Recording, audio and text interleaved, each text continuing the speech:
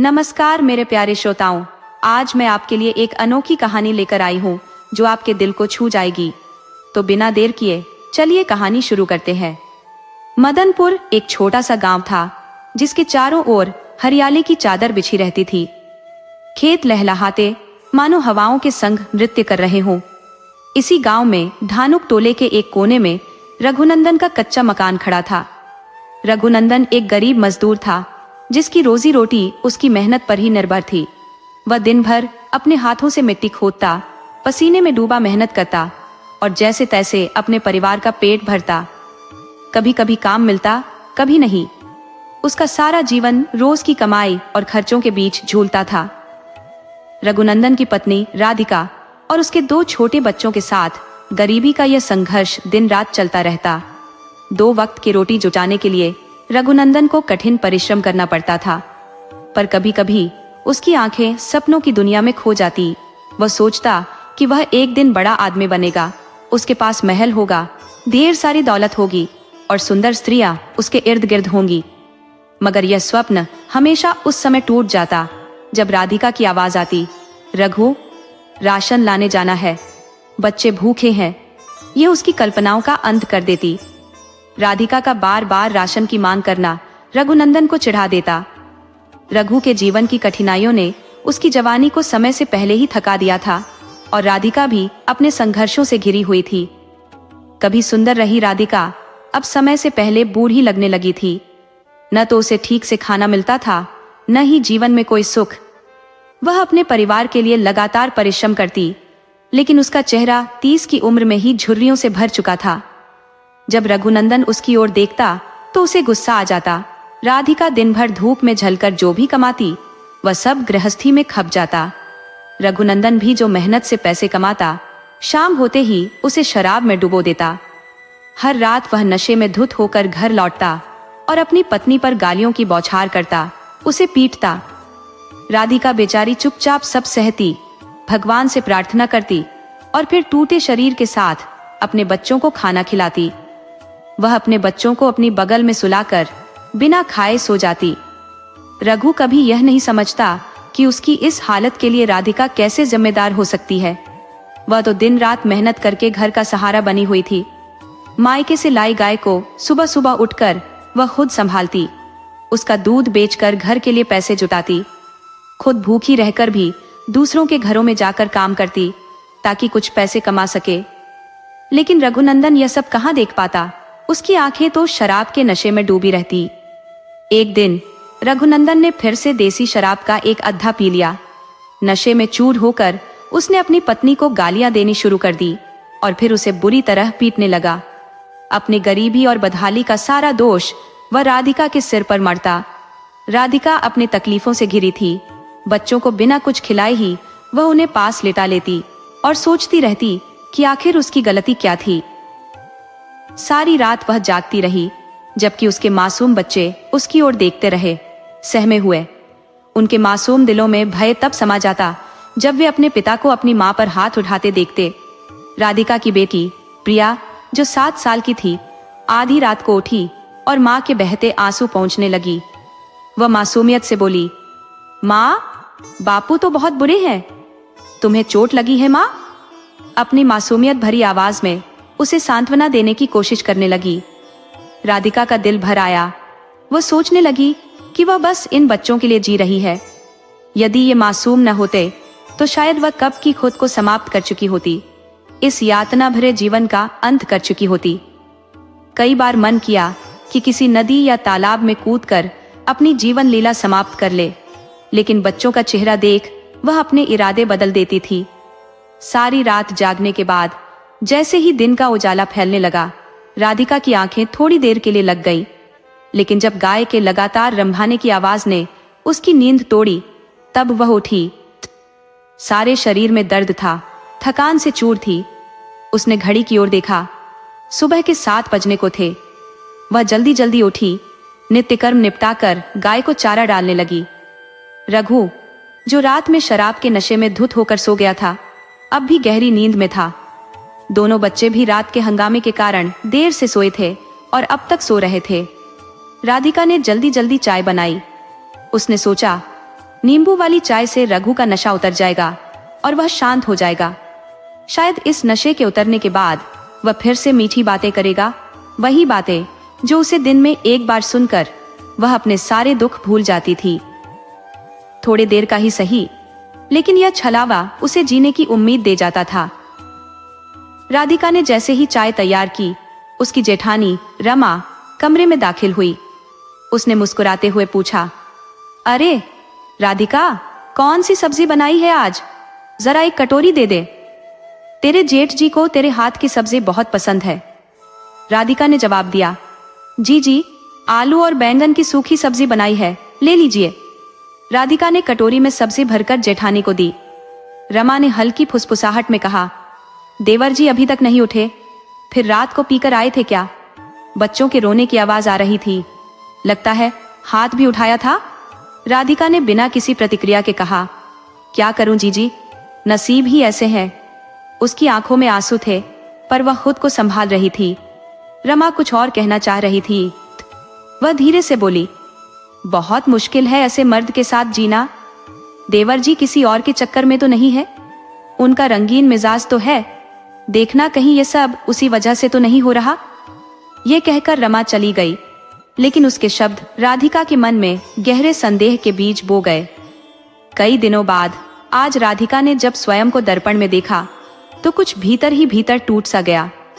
उसका चेहरा थका हुआ, आंखों के नीचे काले घेरे और उसका मुरझाया यौवन उसे चिंता में डाल गया। यह वही राधिका थी जिसने कभी अपने सौंदर्य की परवाह नहीं की थी, लेकिन अब एक अनजानी चेतावनी उसके दिल में उठने लगी थी। दीदी ने उसे सावधान तो कर दिया था, लेकिन अभी भी वक्त था। राधिका ने उस दिन घर के सारे काम निपटाने के बाद खुद को संवारने का फैसला किया। उसने अपने चेहरे पर काजल लगाया, बालों को करीने से जूड़े में बांधा, माथे पर एक बड़ी सी बिंदी सजाई और बक्से से अपनी सबसे खूबसूरत साड़ी निकालकर पहनी, लाल बॉर्डर वाली चमकीली साड़ी। वह दर्पण में देख रही थी, आज वह सच में बहुत सुंदर लग रही थी। उस दिन राधिका ने रघु के पसंदीदा व्यंजन भी बनाए थे, खीर और पूरी। इधर रघु, जो अपने रोज के काम के लिए बगीचे में घास निकाल रहा था, समय होते ही नहा धोकर घर आया। छोटा बेटा रामू भी बापू के साथ खाना खाने बैठ गया। उस समय रघु को देखकर यह नहीं लगा कि वह वही इंसान है जो रात को नशे में धुत होकर घर लौटता है। थाली में अपनी पसंदीदा खीर और पूरी देखकर उसने राधिका की ओर नजर घुमाई। आज राधिका कुछ अलग ही दिख रही थी। खाना भी लाजवाब बना था। आज कुछ खास बात है क्या? रघु ने आश्चर्य से पूछा। उसकी नजरें राधिका को टटोल रही थी। राधिका आज एक नई दुल्हन जैसी लग रही थी। खाना खाकर और हाथ धोकर रघु काम पर चला गया। उसी दिन राधिका का जेठ रामसुख उसे काम पर ले गया था। एक बनते हुए मकान में एजेंट होने का काम था। राधिका के दिल में पिछले कुछ समय से पल रही शंका ने आज उसे कुछ सुकून दिया था। जेठानी ने कहा था कि रघु को शायद कोई और औरत पसंद आ गई है, इसलिए वह रात में शराब पीकर आता है और राधिका को कोसता है। राधिका ने सोचा, शायद यह सिर्फ शराब का ही असर हो, वरना उसका रघु किसी और औरत के पास क्यों जाएगा। लेकिन मन में उठ रही आशंका उसे पूरी तरह चैन से नहीं रहने देती थी। भोली भाली राधिका, जो अपने पति और बच्चों से बेइंतहा प्यार करती थी, ये नहीं जानती थी कि रघु के दिल में उसके लिए अब कोई जगह नहीं बची थी। रघु की बस एक ही चाहत थी, धन। और इस धन की लालसा में वह यह नहीं सोचता था कि एक साधारण मजदूर के लिए इतनी संपत्ति इकट्ठा करना असंभव है। वह किसी चमत्कार या लॉटरी के सहारे जीवन बसर कर रहा था। तभी बाहर से जेठानी मनोरमा की आवाज आई। वह और कई औरतें राधिका को पुकार रही थी। अरे राधिका, क्या काम नहीं है? चल, आलू खेतों में उखाड़ने जा रहे हैं। ठाकुरों के खेतों में जो फसल होती थी वह गांव की छोटी जाति की औरतों के लिए जीविका का साधन बनती थी। अगर आलू निकालोगे तो बदले में कुछ हिस्से आलू के मिल जाएंगे, जिससे घर में कम से कम एक समय का खाना तो बन जाएगा। इस तरह आलू खरीदने की आवश्यकता नहीं रहेगी। उधर रघु, जो शहर में काम पर जुटा था, सुबह से ही ईंटें और गारा ढो रहा था। काम की थकान के बीच थोड़ी देर का आराम चल रहा था। उसके बड़े भाई रामसुख ने खाना खत्म करके बीड़ी सुलगाई और उसे भी एक बीड़ी बढ़ाते हुए बोला, ले तू भी पी ले, मन को थोड़ा चैन मिलेगा। रघु ने हंसते हुए कहा, अरे भैया, हमें तो चैन शराब से मिलता है, पर सच बताऊं भैया, हमारी जिंदगी भी क्या है। दिन भर कड़ी मेहनत करके जो 4 पैसे कमाते हैं वो भी घर की दाल रोटी में खर्च हो जाते हैं। पत्नी और बच्चों के पेट भरने से ही फुर्सत नहीं मिलती। काश कोई ऐसा काम मिलता जिससे ढेर सारे पैसे मिलते, तब अंग्रेजी शराब पीते, अच्छे कपड़े पहनते और एक मेम जैसी औरत होती। लंबी सांस खींचते हुए रघु यह सब कह रहा था। रामसुख, जो रघु से 2 साल बड़ा था, उसकी बातें सुनकर ठहाका मारकर हंसा। अरे, ना पढ़ा लिखा है, ना कोई हुनर है, बता ऐसे अमीर कैसे बन जाएगा। न तुझमें कोई पूंजी है, न दिमाग, और माम जैसी औरत। अरे, तेरी राधिका क्या बुरी है, दिन रात तेरे और तेरे बच्चों के लिए खपती रहती है, उसी को मेम बना दे। रामसुख की बातें सुनकर रघु चिढ़ गया और बड़बड़ाते हुए बोला, आपसे तो बात करना ही बेकार है भैया। गांव में चौपाल पर आज रात कीर्तन का आयोजन था, जिसकी खबर दूर दूर के गांवों में फैल चुकी थी। पास के गांव से एक बड़ी कीर्तन मंडली आने वाली थी और इस खबर से गांव वालों में खूब उत्साह था। रघु भी बेहद उत्साहित था, क्योंकि उसे गाने का शौक था। वह चाहता था कि कीर्तन में मौका मिले तो वह भी कुछ गाए बजाए। गांव में बड़े और छोटे सभी लोग इस आयोजन को लेकर बेहद जोश में थे। चौपाल पर बैठने के लिए दरिया बिछाई जा रही थी। ठाकुर के घर से दिए गए सभी सामान वहां पहुंचाए जा रहे थे। रघु जोश में काम कर रहा था, क्योंकि उसे उम्मीद थी कि भजन मंडली के साथ गाने का मौका मिल जाए तो उसकी प्रतिष्ठा गांव में और बढ़ जाएगी। उसका गला अच्छा था। होली में वह ढोलक बजाकर लोगों को गाने सुनाता था। उसे कई भजन याद थे और वह इसी अवसर के लिए अभ्यास कर रहा था। रात को कीर्तन का आयोजन था। तभी उसकी बेटी प्रिया मासूमियत से बोली, माँ, आज मैं वो लाल वाली फ्रॉक पहनूंगी। राधिका ने उसे समझाते हुए कहा, अरे नहीं बेटी, गुलाबी वाली फ्रॉक पहन लेना, मैं निकाल दूंगी, वो तुम पर बहुत अच्छी लगती है। लेकिन प्रिया ने जिद करते हुए कहा, नहीं माँ, मुझे तो वही लाल वाली पहननी है। तभी बेटा वीरा भी एक कमीज लेकर आ गया और बोला, माँ, मैं भी यही पहनूंगा। बच्चों की इस जिद से राधिका परेशान हो गई। उधर रघु दलान में बैठा भजन का अभ्यास कर रहा था। बच्चों का शोर सुनकर उसने चिल्लाते हुए कहा, अभी आता हूं, दोनों के कान पकड़कर मार दूंगा। कितना शोर मचा रखा है। राधिका ने बच्चों को चुप रहने का इशारा किया। बच्चे डरकर तुरंत चुप हो गए। तभी रघु का बड़ा भाई रामसुख और उसके साथ कुछ और लोग वहां आ पहुंचे। अरे रघु, कहां चले गए तुम? राधिका ने पुकारते हुए कहा, रात को बिजली जा सकती है, सर्दियों का इंतजाम भी करना पड़ेगा। चलो दलान में जाकर देखो तो सही, रघु के भाई रामसुख ने सलाह दी। राधिका ने जवाब दिया, रघु, जरा 3 कप चाय बना दो। रघु ने उसकी बात सुनी और अपने भाई के साथ आए मेहमानों को दलान में बैठा दिया। राधिका ने जल्दी से चाय चढ़ा दी। इसी बीच उसकी जेठानी रमा और सोनम का आना हुआ, जिससे गांव में एक नया उल्लास फैल गया। ऐसे अवसर लोक जीवन में रस घोलते हैं, जहां हर वर्ग, ठाकुर, लाला और हरिजन समान रूप से उत्साह से भरे रहते हैं। अरे, अब तो चाय पीकर ही ताजगी आएगी, राधिका ने चाय में दूध डालते हुए कहा और 3 कप चाय अपनी बेटी प्रिया से बाहर भिजवा दी। तभी उसकी जेठानी ने कहा, राधिका, रात में हम सब साथ चलेंगे, तुम अच्छे से तैयार हो जाना। हर बार जैसे बिना सज सम्मर के मत आना। खाना हम बना लेंगे, साथ में हम तीनों और बच्चे भी जाएंगे। राधिका ने भोलेपन से पूछा, दीदी, मैं कौन सी साड़ी पहनूं? ये जरी वाली ठीक रहेगी क्या? उसने अपनी जेठानी को साड़ी दिखाते हुए कहा। जेठानी ने साड़ी को देखकर मुस्कुराते हुए कहा, हाँ राधा, ये तुम पर बहुत अच्छी लगेगी। हम भी अच्छे से तैयार होकर चलेंगे। सुना है पास के गांवों से भी लोग आएंगे। राधिका ने जल्दी से अपने सारे काम निपटाने शुरू कर दिए, क्योंकि सूर्यास्त होने वाला था। दिन में थोड़ी देर के लिए सुस्ताने के बाद अब वह रात के खाने की तैयारी में जुट गई थी। रघु भी उजली धोती और कुर्ता पहनकर जल्दी से तैयार हो गया था। कीर्तन मंडली का स्वागत करने के लिए स्कूल की ओर जा रहा था, जहां मेहमान ठहरे हुए थे। राधिका ने रघु को मिश्री और पानी दिया ताकि उसका गला मीठा बना रहे। वह पिछले 4 दिनों से रघु का गला ठीक रखने के लिए सुरक्षा का देसी उपाय दे रही थी। राधिका का बस यही सपना था कि रघु हर काम में सफल हो, चाहे वह कोई भी काम हो, लेकिन रघु उसकी परवाह समझे तब ना। कीर्तन मंडली के प्रमुख ने रघु की भक्ति और लगन से प्रभावित होकर उसे भजन गाने का अवसर देने का वादा किया था, जिससे रघु बेहद खुश था। अब राधिका ने जल्दी जल्दी बच्चों को तैयार किया और खुद भी सजने लगी। रात का अंधकार गहरा था, पर चंदनपुर गांव में उत्सव की रोशनी जगमगा रही थी। सड़कों पर लाइट्स लगा दी गई थी ताकि आने जाने वालों को कोई असुविधा न हो।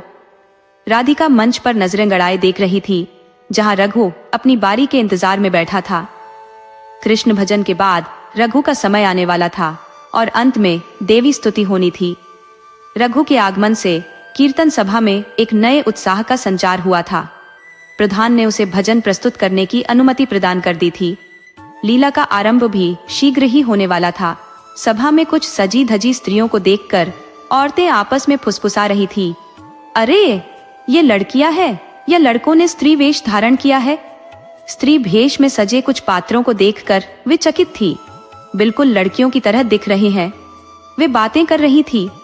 जब राधिका की जेठानी बोली, अरे ये लड़कियां नहीं है, ये सब लड़के ही हैं। सोनम, जो राधिका की दूसरी जेठानी थी, ने उसकी बात का समर्थन किया। इस बीच कीर्तन मंच पर श्री कृष्ण के भजनों का गायन जारी था। रघु मंच के पास पहुंचकर अपने स्थान पर बैठ गया। उसे भी अपनी प्रस्तुति देनी थी। धोती और कुर्ते में वह किसी मेहनतकश मजदूर की तरह नहीं, बल्कि एक कुशल गायक प्रतीत हो रहा था। राधिका उसे देखकर प्रसन्न थी, परंतु रघु की दृष्टि किसी और पर जा टिकी थी। उसकी निगाहें उस आकर्षक महिला पर से नहीं हट रही थी, जो अपनी अप्रतिम सुंदरता से सबका ध्यान आकर्षित कर रही थी। जैसे ही रघु के भजन का समय आया, उसने मंजीरा उठाया और सुर ताल साधते हुए गाना शुरू किया। ऐसा लग रहा था मानो स्वयं सरस्वती उसकी वाणी में विराजमान हो गई हो। मंजीरे की लय और उसकी मधुर आवाज के संगम ने ऐसा समा बांध दिया कि पूरा वातावरण उसमें डूब गया। भजन समाप्त होते ही तालियों की गड़गड़ाहट से सभा गूंज उठी। हर कोई रघु की प्रतिभा की प्रशंसा कर रहा था। वह युवती, जिस पर रघु की निगाहें अटकी थी, भी उसकी ओर सराहना भरी दृष्टि से देख रही थी। उसकी मोहक मुस्कान और आकर्षक व्यक्तित्व से वह जैसे रघु को मोहित कर रही थी। वह महिला अपने कीमती आभूषणों और महंगे वस्त्रों में सजी धजी प्रथम पंक्ति में विशिष्ट व्यक्तियों के साथ बैठी थी। रघु मंच से उतरकर धीरे धीरे उस ओर बढ़ने लगा, जहां उसकी पत्नी राधिका और बच्चे बैठे थे। राधिका उसे गर्वित दृष्टि से निहार रही थी। उसकी आंखों में खुशी और प्रेम छलक रहा था। तभी उसकी जेठानी ने उसकी ओर देखा और बोली, देवर जी, आपने तो हमें भक्ति के रस में डुबो दिया। बहुत सुंदर गाया। आपके इस भजन में वर्षों का रियाज झलक रहा था। राधिका के मन में भी गर्व की अनुभूति थी, क्योंकि उसने रघु के रियाज में उसका साथ दिया था। देर रात उसके अभ्यास के दौरान उसकी आवाज की मिठास को बनाए रखने में उसने भी खूब ध्यान दिया था। यह समझ पाना कठिन था कि राधिका ने कितनी प्रकार की औषधियां रघु को दी होंगी। उसकी आंखों में अपने पति के प्रति वही प्रेम छलक आया था, जिसे देखकर उसे अद्वितीय संतोष की अनुभूति होती थी। रघु ने धीरे से कहा, तुम लोग चलो, मैं थोड़ी देर में आ जाऊंगा।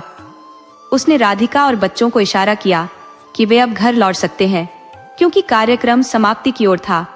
रमा, जो कि उसकी जेठानी थी, और मोहल्ले की अन्य स्त्रियां भी उनके साथ चलने को तैयार हो गईं। सभी धीरे धीरे एक समूह में, जिस तरह वे आई थी उसी तरह वापसी के लिए रवाना हो गई। राधिका, उसकी जेठानियां और अन्य स्त्रियां अब घर की ओर बढ़ चली। रघु ने भी अपनी मंजीरा समेट ली और चौपाल के पास से एक पल को बाहर निकलने का निश्चय किया। वहां पहुंचते ही उसने एक सिगरेट का कश लिया। आज का दिन उसे खास रूप से उल्लासित कर रहा था। तभी उसकी पीठ के पीछे से एक मधुर आवाज आई, सुनिए। रघु चौंक कर पलटा और सामने वह औरत खड़ी थी, जिस पर उसकी नजरें टिक गई थी। वह एक समृद्ध परिवार से लगती थी और उसकी सुंदरता किसी को भी सम्मोहित कर सकती थी। उसकी आंखों में एक खास नजर थी, तीक्ष्ण, परंतु उसमें एक प्रकार का छल भी छिपा हुआ था, जिसे रघु पहचान नहीं पाया। रघु ने पूछा, क्या बात है? उसने धीरे से कहा, कुछ खास नहीं, मेरा नाम चंपा है। मैं बगल के ही गांव बेला की रहने वाली हूँ। आपने आज बहुत सुंदर भजन गाया और मैं भजन गायकों का बड़ा सम्मान करती हूँ। मैंने इस मंडली को भी बड़ा चंदा दिया है। चंपा की आंखों में एक विचित्र आकर्षण था। तभी एक तेज आवाज आई, अरे चंपा, जल्दी चल, हमें अगले गांव जाना है। एक अधेड़ औरत ने आकर उसे खींच लिया। रघु की दृष्टि चंपा की मीठी आवाज और उसके सौंदर्य में खो गई थी, जैसे उसके शब्दों ने रघु के मन पर जादू कर दिया हो।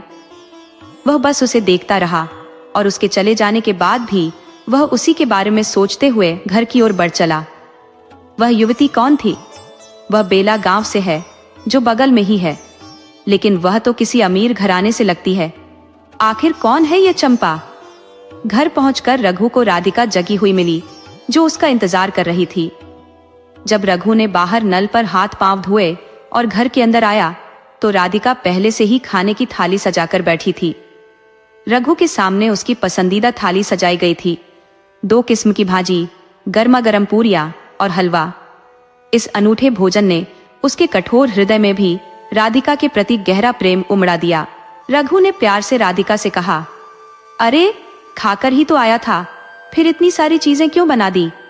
राधिका मुस्कुराते हुए बोली, शायद फिर से भूख लगी हो, क्या पता।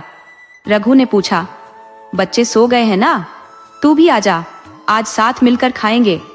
उसकी बातों में एक सौम्यता थी और राधिका उसकी बातों से बेहद प्रसन्न हो गई। रघु ने आगे कहा, तू तो आज कमाल कर दी। इस भजन में तेरा भी तो बड़ा योगदान रहा है। जब मैं रातों को रियाज करता था तो तू मुझे तुलसी वाली चाय और तरह तरह के काढ़े बनाकर देती थी, ताकि मेरा गला ठीक रहे। आज इतने गांवों के लोग मेरा नाम ले रहे हैं। मैं सच में बहुत खुश हूँ। रघु को आज महसूस हो रहा था कि उसने राधिका की कभी कद्र नहीं की और यह उसकी बहुत बड़ी भूल थी। उसे अपने व्यवहार पर पछतावा हो रहा था। कितनी बार उसने राधिका के साथ बुरा सलूक किया था, लेकिन राधिका के लिए यह सब सुनना किसी स्वप्न के साकार होने जैसा था। वर्षों की पीड़ा, पति की गालियों और मारपीट के बावजूद वह हर समय रघु को खुश रखने का प्रयास करती रही थी। शादी के शुरुआती वर्षों में रघु का प्रेम राधिका के लिए नई उम्मीदें लेकर आया था, परंतु बच्चों के जन्म और गरीबी की कठिनाइयों के चलते रघु धीरे धीरे राधिका के प्रति बेरुखा होता गया। आज उसकी प्रेम भरी बातों ने राधिका के हृदय को भर दिया था और उसने मन ही मन देवी माँ से प्रार्थना की कि उसके पति का यह प्रेम सदैव बना रहे। लेकिन भोली भाली राधिका यह नहीं जानती थी कि किस्मत ने उसके भाग्य में कुछ और ही लिखा है। इंसान कुछ सोचता है और भगवान उसकी योजना के साथ खेलते हैं। रघु थक कर घर आया, खाना खाया और अपने दलान में आराम कर रहा था। अचानक एक लड़का आया और बोला, ये रघुनंदन जी का घर है? रघु ने जवाब दिया, हाँ, मैं ही रघुनंदन हूँ, क्या बात है? लड़के ने कहा, बेला गांव की चंपा ने आपके लिए एक लिफाफा भिजवाया है। रघु ने हैरान होकर लिफाफा लिया। चंपा के बारे में तो वह भूल ही गया था। उसने लिफाफा खोला। उसमें एक पत्र था। श्रीमान, आपके गाने ने मेरे दिल में एक खास जगह बना ली है। मैं आपको कुछ देना चाहती थी। मैंने आपको अपनी दुकान पर बुलाया था, पर आप नहीं आए, इसलिए यह छोटा सा उपहार भेज रही हूँ। पत्र के साथ रुपए 1000 रखे थे। रघु यह सोचकर हैरान था कि इतनी सुंदर औरत उसमें इतनी दिलचस्पी क्यों ले रही है। अब उसके मन में चंपा के बारे में और जानने की इच्छा जाग उठी। आखिर इसका परिवार कौन है और यह किस लिए उसके प्रति इतनी उदार है। अगले दिन सुबह जब रघु उठा तो बाहर कुछ लोगों की हंसी मजाक और पुकारने की आवाजें सुनाई दी। जब वह आंखें मलता हुआ बाहर आया तो उसने देखा कि उसका बड़ा भाई और गांव के कुछ लोग उसके दलान में खड़े थे। रघु के बड़े भाई और गांव के लोग मजाक में बोले, अरे रघु, थोड़ा मुर्गा मटन और कुछ स्वादिष्ट खाने का इंतजाम तो कर। तेरा नाम अब इलाके भर में गूंज रहा है और अब तक पार्टी भी नहीं दी। रघु ने मुस्कुराते हुए कहा, जरूर दूंगा भाई, आज शाम को ही। तुम लोग तो बेकरार हो रहे हो। फिर उसने अपनी पत्नी राधिका को आवाज लगाई, राधिका, थोड़ी चाय तो बनाकर भेज दो। मोहल्ले के कुछ युवाओं ने भी मस्ती में कहा, अरे रघु भैया, शाम को कुछ खास इंतजाम भी रखना। रघु ने उनकी बातों का जवाब देते हुए कहा, फिक्र मत करो, सबको खुश कर दूंगा। उसके पास हाल ही में कीर्तन मंडली से प्रोत्साहन के रूप में मिले कुछ पैसे थे और चंपा के दिए हुए रुपए 1000 भी। उसने सोचा कि इन पैसों से एक बेहतरीन दावत का इंतजाम किया जा सकता है, क्योंकि ऐसे दिन बार बार कहाँ आते हैं। सभी लोग चले गए तो रघु ने स्नान किया और बच्चे उसकी गोद में खेलने लगे। राधिका अपनी रोजमर्रा के कामों में लगी थी। रघु ने देखा कि राधिका ने घर के सारे काम निपटा लिए थे और अब वह मोहल्ले की औरतों के साथ खेतों में गेहूं काटने चली गई। बच्चों को स्कूल भेजने के बाद रघु ने दोपहर का खाना खाकर थोड़ी देर आराम किया, लेकिन जब वह सोया तो उसे समय का बिल्कुल भी अंदाजा नहीं रहा। उसने नींद में ही सोचा, क्या जिंदगी है ये भी? बेल की तरह हर दिन मेहनत करो तभी पेट भरता है, वरना भूखा रहना पड़ता है। काश अलादीन का कोई चिराग होता जिससे मैं सुख शांति और दौलत भरी जिंदगी मांग पाता। इसी ख्यालों की उड़ान के बीच अचानक चंपा का चेहरा उसकी आंखों के सामने घूमने लगा।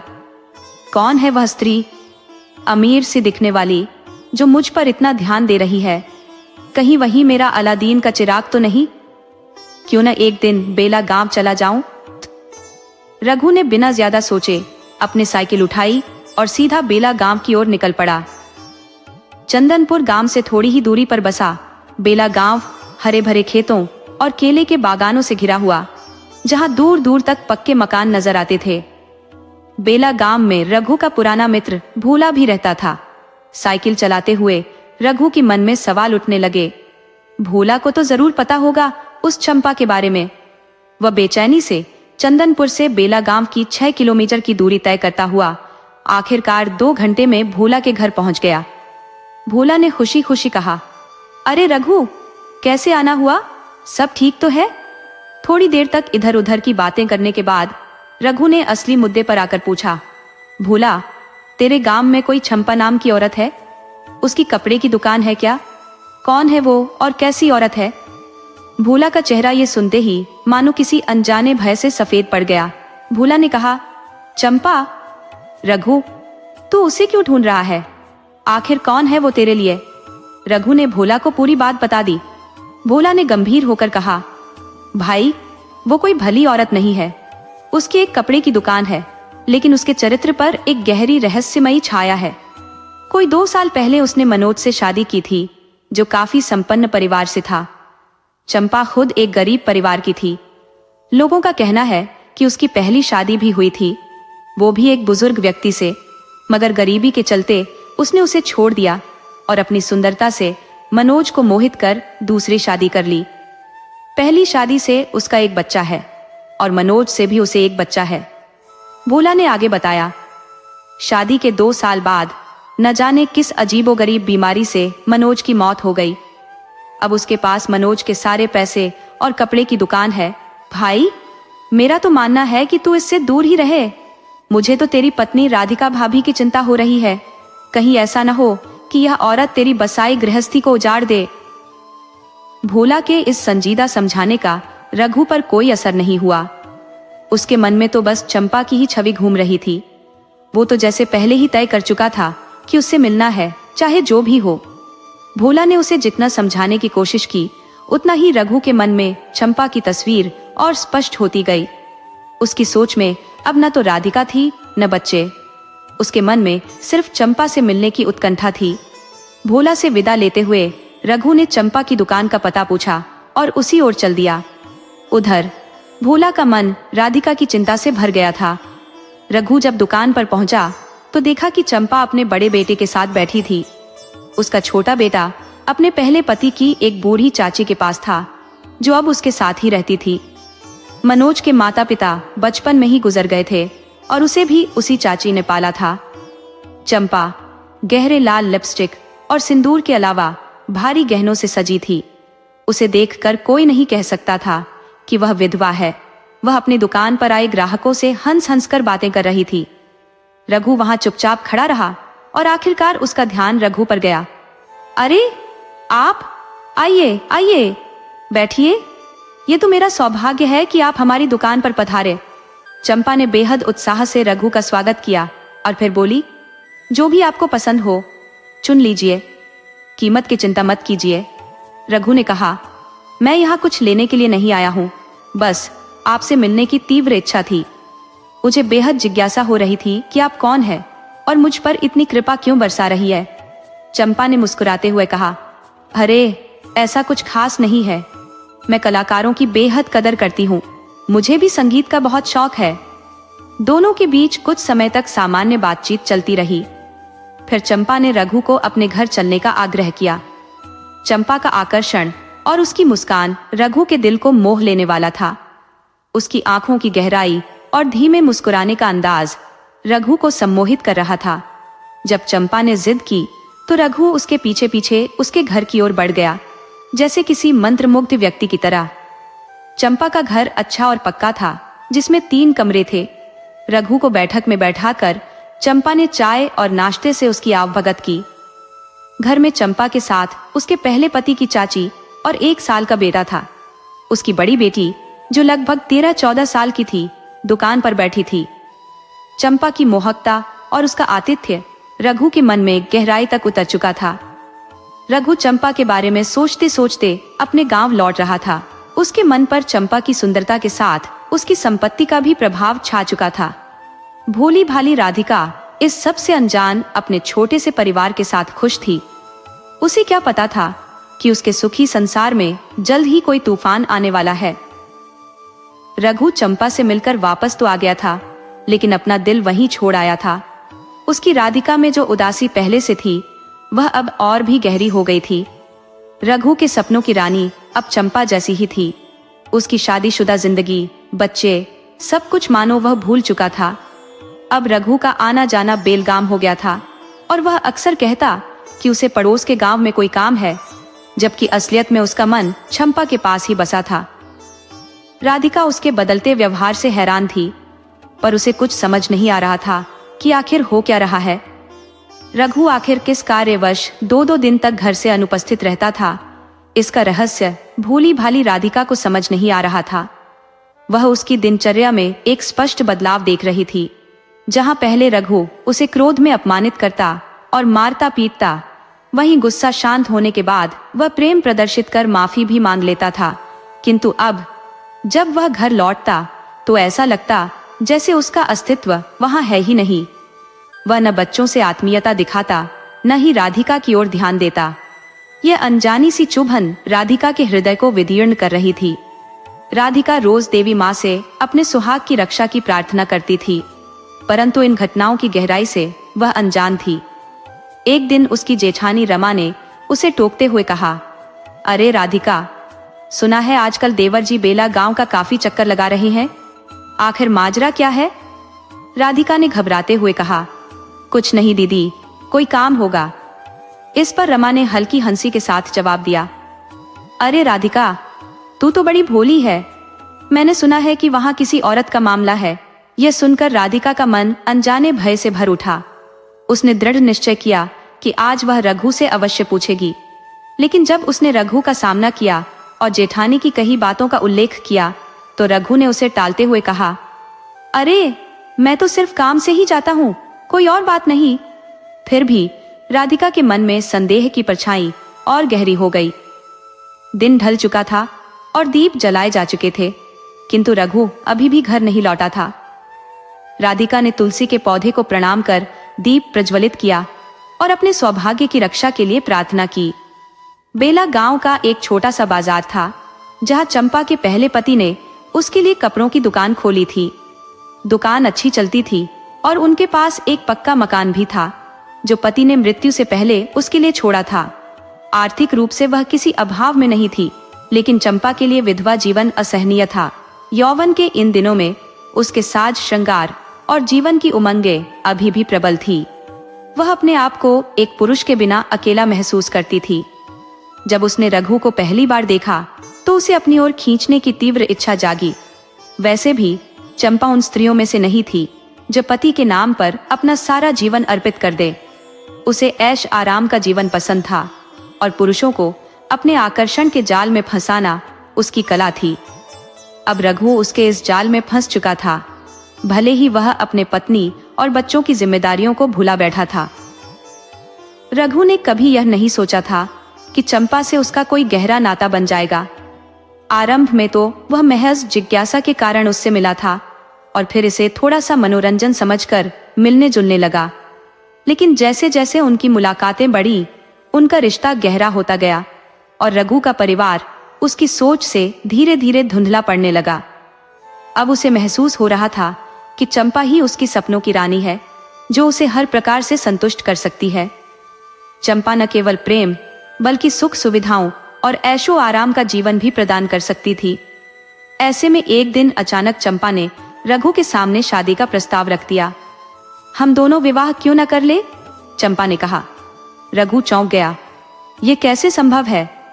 मैं राधिका और बच्चों को नहीं छोड़ सकता। चंपा ने कुशलता पूर्वक उत्तर दिया। अरे रघु, मैं राधिका को छोड़ने के लिए क्यों कहूंगी? वह मेरी बहन बनकर हमारे साथ रह सकती है और तुम्हारे बच्चे भी मेरे अपने हो जाएंगे। कौन सा कानून हमें रोक सकता है?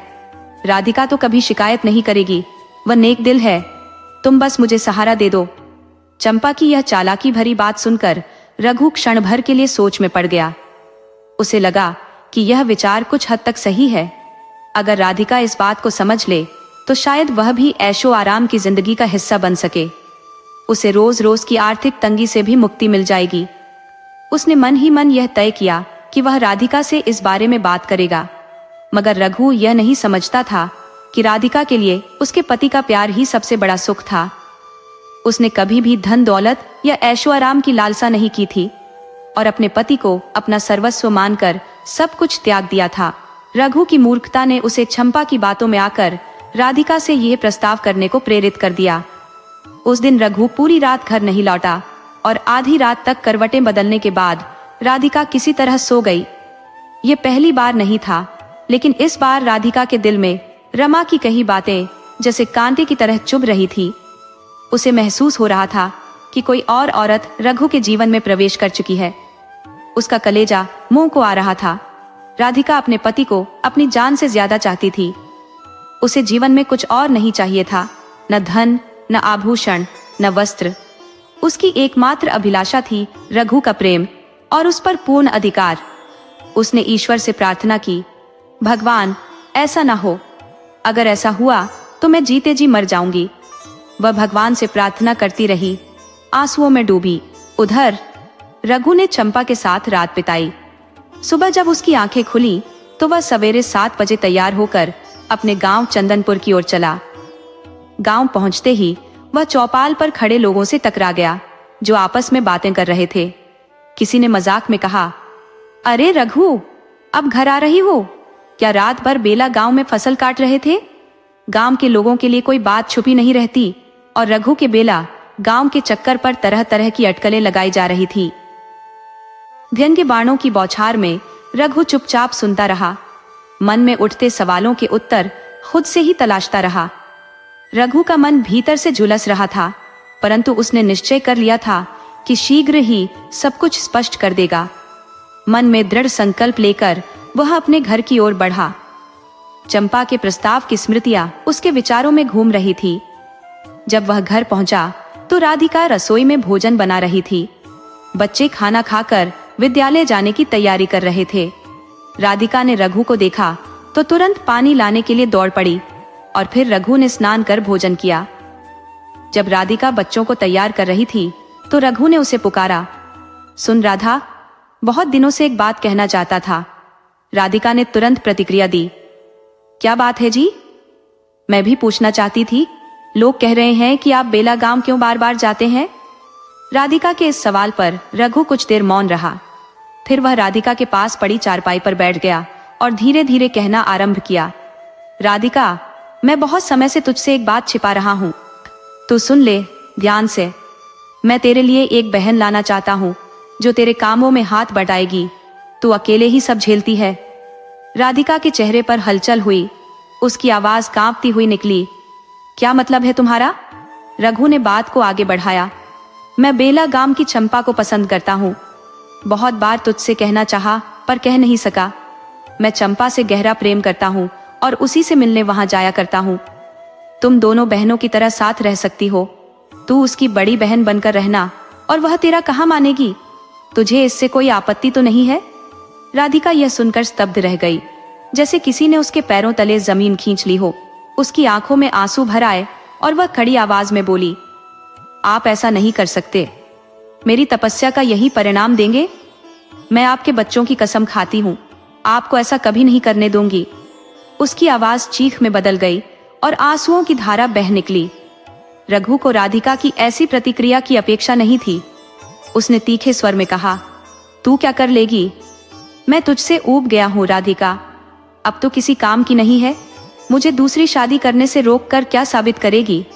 रघु का क्रोध उग्र हो उठा और उसने आवेश में आकर जो भी हाथ लगा उससे राधिका को मारना शुरू कर दिया। राधिका दर्द में चिल्लाती रही। उसके चेहरे पर आंसू और अपमान के निशान थे। दोनों बच्चे सहमे हुए मां को पुकारते हुए रोने लगे। जब रघु मारते मारते थक गया तो वह घर से बाहर निकल गया। राधिका जमीन पर पड़ी रोती रही। उसकी आत्मा पीड़ा से कराह रही थी। आज उसे अपना जीवन निरर्थक लग रहा था। काश उसे मृत्यु आ जाए। वह इतने दिनों तक रघु के हर अत्याचार को यह सोचकर सहती रही कि वह चाहे जो कहे या करे, उसके हृदय में राधिका के लिए प्रेम है। परंतु आज उसकी यह मान्यता पूरी तरह बिखर चुकी थी। रघु ने कभी राधिका को न तो गहनों से सजाया, न ही नए कपड़ों से उसकी ख्वाहिश पूरी की, लेकिन वह उसके दिल और घर की रानी बनी रही। जब कभी रघु का मन प्रसन्न होता, वह राधिका के हाथों को अपने हाथों में थाम लेता और उसे प्रेम पूर्वक कहता, राधिका, तू बहुत कुशल है। कम साधनों में भी घर को संभालने की कला तुझसे बेहतर कोई नहीं जानता। वह कभी कभी उसकी खूबसूरती की प्रशंसा भी कर देता। राधिका भीतर ही भीतर जल रही थी। क्रोध और हताशा का एक अंतहीन सागर उसके मन में उमड़ रहा था। बच्चे डर और अनिश्चितता में उससे लिपट कर रो रहे थे, लेकिन अब उसे उनकी भी कोई परवाह नहीं थी। वह लंबे समय तक वहीं लेटी रही। आंसुओं की लहरें उसके गालों पर दौड़ती रहीं। उसकी स्मृतियों में विवाह के शुरुआती दिनों की रघु की मोहब्बत के दृश्य बार बार आते रहे। फिर धीरे धीरे उसके रुख में आई उदासीनता और इस घर में उसके मन पर बसा हुआ बोझ सा महसूस हुआ। राधिका का मन अब थक चुका था। दुख और गुस्से ने उसकी सारी शक्ति चूस ली थी। अचानक एक कठोर विचार उसके मन में कौंधा। कुछ देर बाद वह धीरे धीरे उठी। अपने भीतर जल रही आग को शांति देने की कोशिश करते हुए उसने बच्चों को अपने पास बुलाया और कहा, तुम दोनों स्कूल जाओ। शाम को मालती चाची के पास चले जाना। मैं नानी के गांव जा रही हूँ और बापू से शिकायत करके लौटूंगी। बच्चे अनिच्छा से बोले, हम आपको छोड़कर नहीं जाएंगे माँ, बापू ने हमें बहुत मारा है। राधिका ने दोनों को प्यार से सीने से लगाते हुए समझाया और फिर उन्हें स्कूल के लिए भेज दिया। अब राधिका ने एक दृढ़ संकल्प ले लिया था।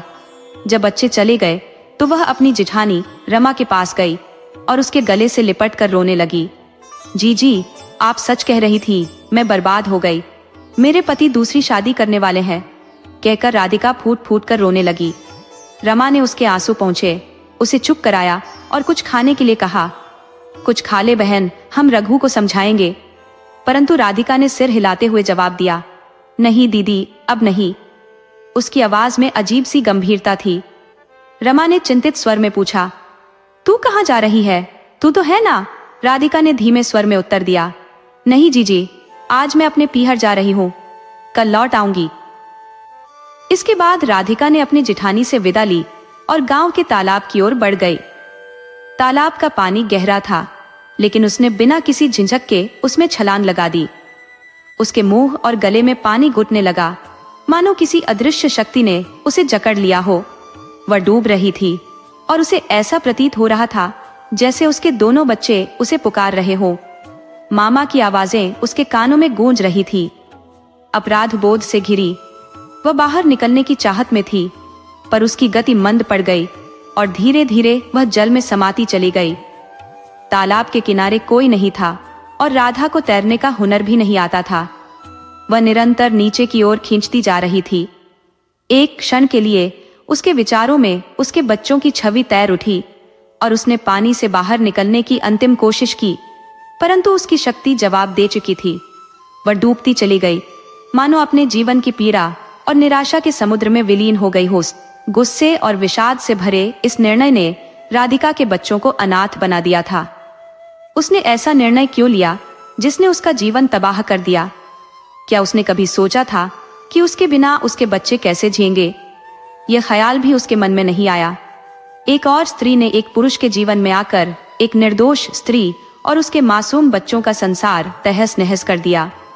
अवसाद और क्रोध में उठाए गए इस कदम ने अनगिनत जिंदगियां प्रभावित की। राधिका के बच्चों की दुनिया उजड़ चुकी थी।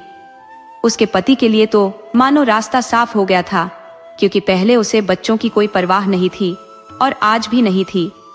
अब वह बेफिक्र होकर चंपा से विवाह कर चुका था। अब बच्चे जैसे अनाथ हो चुके थे। चंपा का उनके प्रति कोई स्नेह नहीं था और रघु भी उसके साथ रहने लगा। बच्चे कभी पेट भर खाते तो कभी भूखे ही रहते। चंपा की निगाह उन पर नहीं जाती थी, क्योंकि जब उनके पिता ही उन्हें नहीं चाहते थे तो सौतेली माँ क्यों परवाह करती? सौतेली माँ का व्यवहार कैसा था, ये तो बस वही बच्चे जानते थे। इस प्रकार एक माँ ने अपने जीवन का अंत कर लिया और अपने बच्चों के भविष्य को अंधकारमय बना दिया।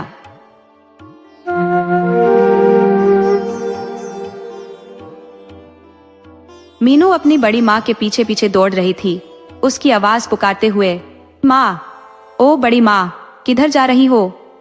रुको तो, मुझे डर लग रहा है। आखिर कहाँ जा रही हो इतनी घनी रात में? अगर कोई जानवर आ गया तो? मीनू की आवाज घबराहट से भरी थी, लेकिन उसकी बड़ी माँ उसकी तरफ बिना देखे आगे बढ़ रही थी, मानो उसकी पुकार अनसुनी कर रही हो। मीनू पूरी ताकत से भागी, लेकिन उसे समझ नहीं आ रहा था कि उसकी बड़ी माँ उसकी बात क्यों नहीं सुन रही।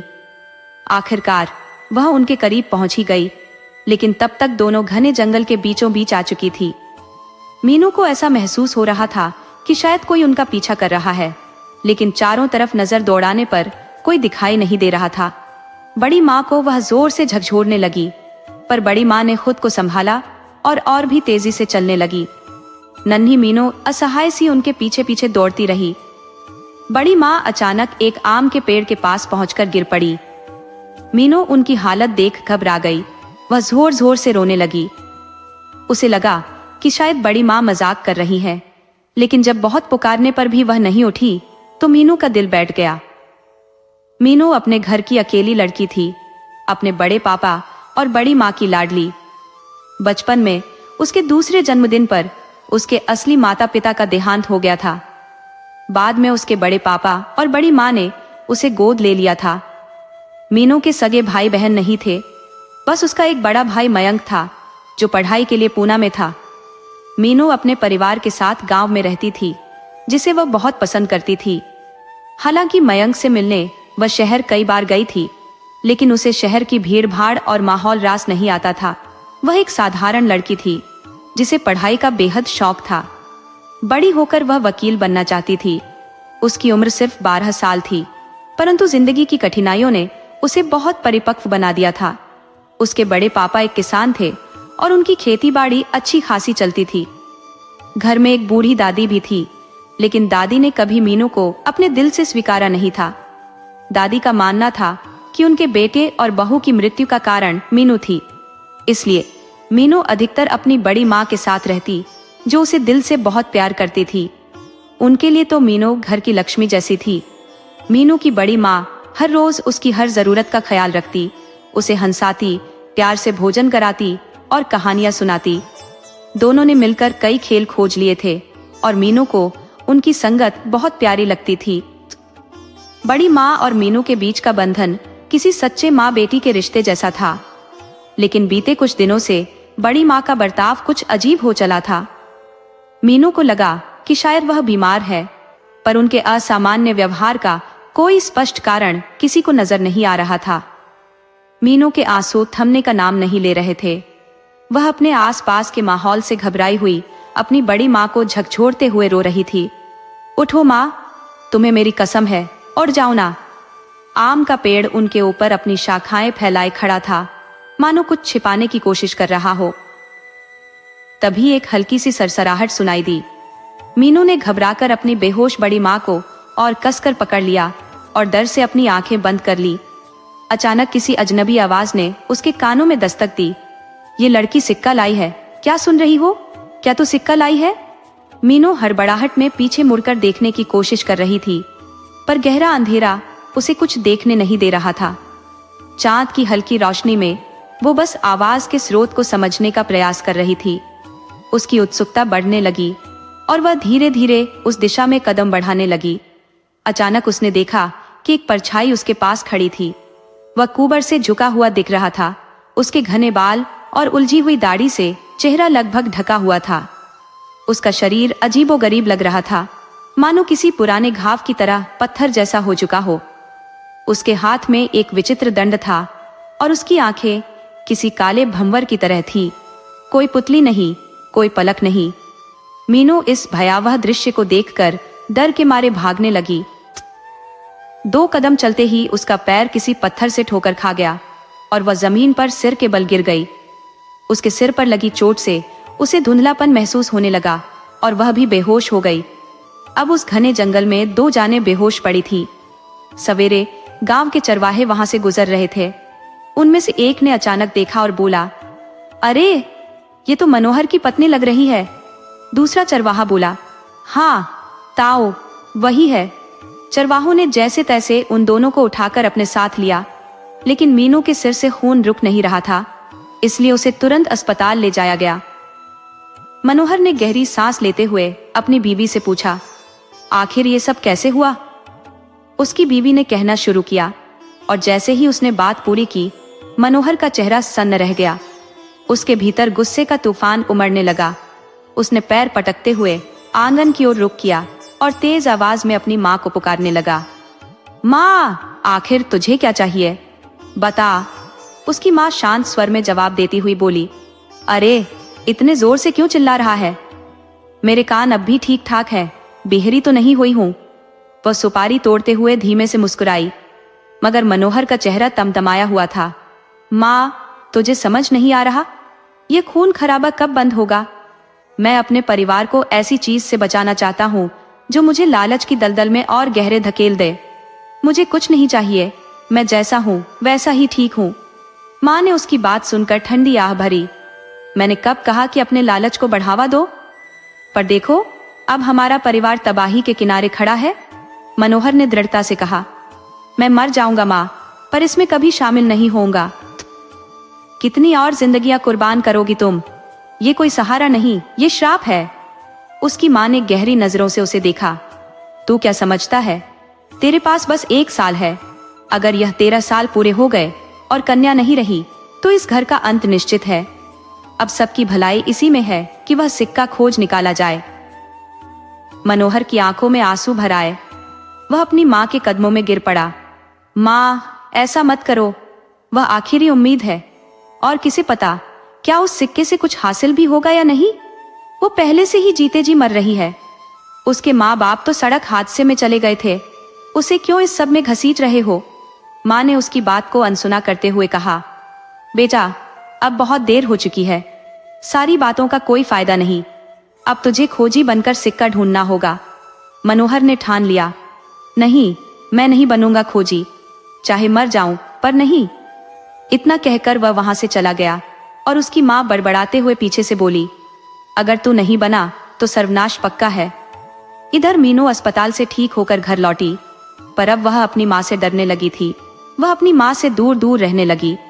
बड़ी माँ को यह साफ दिख रहा था कि मीनू अभी तक उस हादसे को भूल नहीं पाई है। दरअसल 10 साल पहले उसके जन्मदिन पर भी कुछ ऐसा हुआ था जो किसी की भी कल्पना से परे था। जहाँ एक माँ बाप अपने बच्चे के जन्म पर खुश होते हैं, वहाँ मीनू के जन्म से सभी नाखुश थे। पूरा परिवार इस बात से भयभीत था कि अगर लड़की पैदा हुई तो उसे बलि चढ़ाना पड़ेगा। मीनू ही नहीं, उसकी बड़ी माँ की बेटी और दादी की 3 बेटियों की बलि पहले ही दी जा चुकी थी। अब घर की आखिरी बची हुई कन्या मीनू थी। रात के वक्त मयंक का फोन आया। उसने बड़ी माँ की तबीयत के बारे में पूछा और अपनी घर वापसी की इच्छा जाहिर की। उसने कहा, अगर माँ की हालत ज्यादा बिगड़ रही है तो मुझे बता देना, मैं घर आ जाता हूँ। उसकी माँ ने जवाब दिया, पर मनोहर ने तुम्हें सख्त मना किया है। पढ़ाई छोड़कर यहाँ आने की कोई जरूरत नहीं है। तुम्हारी माँ को बस नींद में चलने की बीमारी है, डॉक्टर ने उसे दवाइयाँ दी है। तुम अपनी पढ़ाई पर ध्यान दो। मयंक ने कहा, नहीं पिताजी, बात सिर्फ इतनी नहीं है। सेमेस्टर खत्म हो गए हैं, छुट्टी चल रही है, मैं घर आना चाहता हूँ। आप सबकी बहुत याद आ रही है और छुटकी से भी बात करना चाहता हूँ। मयंक हमेशा मीनू को छुटकी कहता था क्योंकि वह सबसे ज्यादा दुलारी थी। मनोहर ने मीनू को बुलाया और फोन का रिसीवर उसके हाथ में दे दिया। मीनू ने कहा, हेलो भैया। मयंक बोला, अरे मेरी चुनिया, कैसी है? सिर का दर्द अब कैसा है तेरा? और बता, इस बार क्या लाऊं तेरे लिए? मयंक का इतना कहना था कि मीनू का दिल भर आया और वह जोर जोर से रोने लगी। उसे ऐसा लगा कि शायद वह मयंक को उस डरावनी रात का सब कुछ बता सके। मयंक ने फौरन पूछा, अरे छुटकी, क्यों रो रही है? किसी ने डांटा क्या? दादी ने कुछ कहा? मीनू अपनी घबराहट भरी आवाज में बोली, भैया जल्दी घर आ जाओ, बड़ी माँ बहुत डराने लगी है, वो मुझे घूरती रहती है। तभी पीछे से उसकी दादी आ गई और मीनू की आवाज अचानक बंद हो गई, जैसे उसकी सांस हलक में अटक गई हो। दादी को याद आया कि फोन अभी भी चालू है। उन्होंने लपक कर रिसीवर मीनू के हाथ से छीन लिया और खुद मयंक से बात करने लगी। दादी ने मयंक से कहा, सब ठीक है बेटा, घर आ जाना।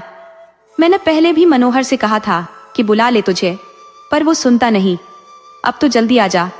मयंक ने फोन रख दिया, लेकिन उसके मन में कई सवाल उठने लगे। मीनू उससे क्या कहना चाहती थी? दादी ने अचानक रिसीवर क्यों छीन लिया? और मीनू इतनी घबराई हुई क्यों थी? ये सब सोचकर मयंक ने जल्द से जल्द घर जाने की तैयारी शुरू कर दी। उधर दादी ने मीनू से कहा, तू क्या बताने की कोशिश कर रही थी? और उसे एक जोरदार थप्पड़ जड़ दिया। पहले से ही डरी हुई मीनू की आंखों से आंसू बहने लगे। थप्पड़ की आवाज और दादी के चिल्लाने से मनोहर दौड़ता हुआ आ पहुंचा।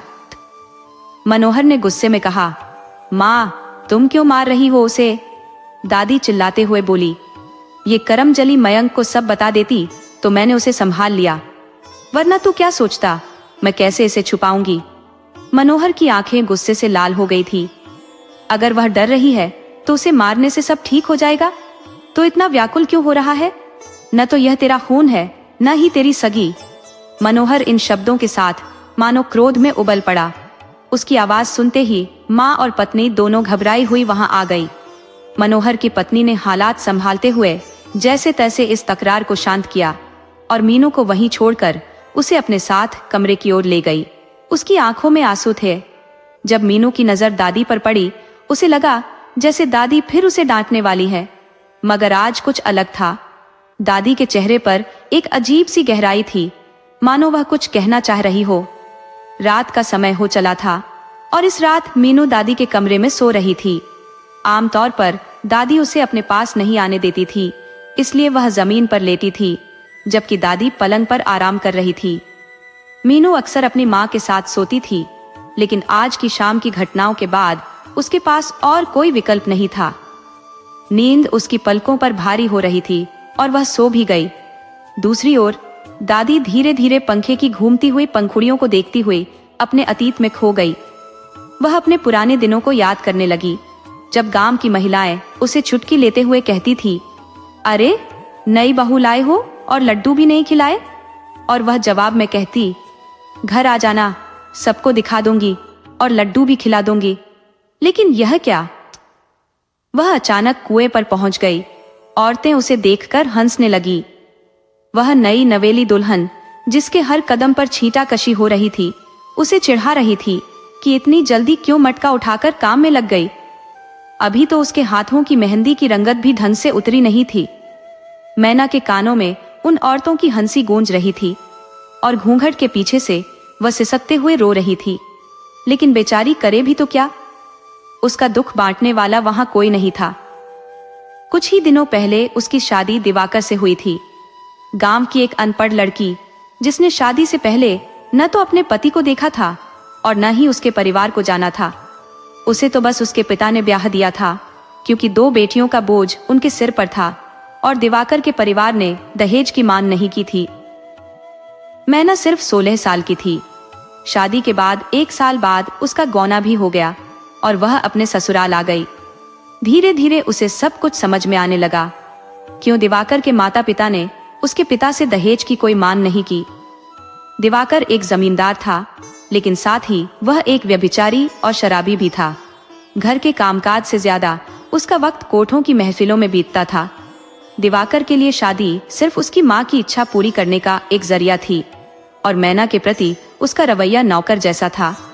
उसे अपने कमरे में तो क्या, अपने आसपास भी नहीं फटकने देता था।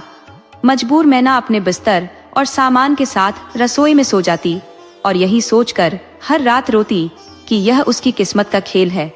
शादी के चंद दिनों बाद ही मैना से नौकरों जैसा बर्ताव शुरू हो गया।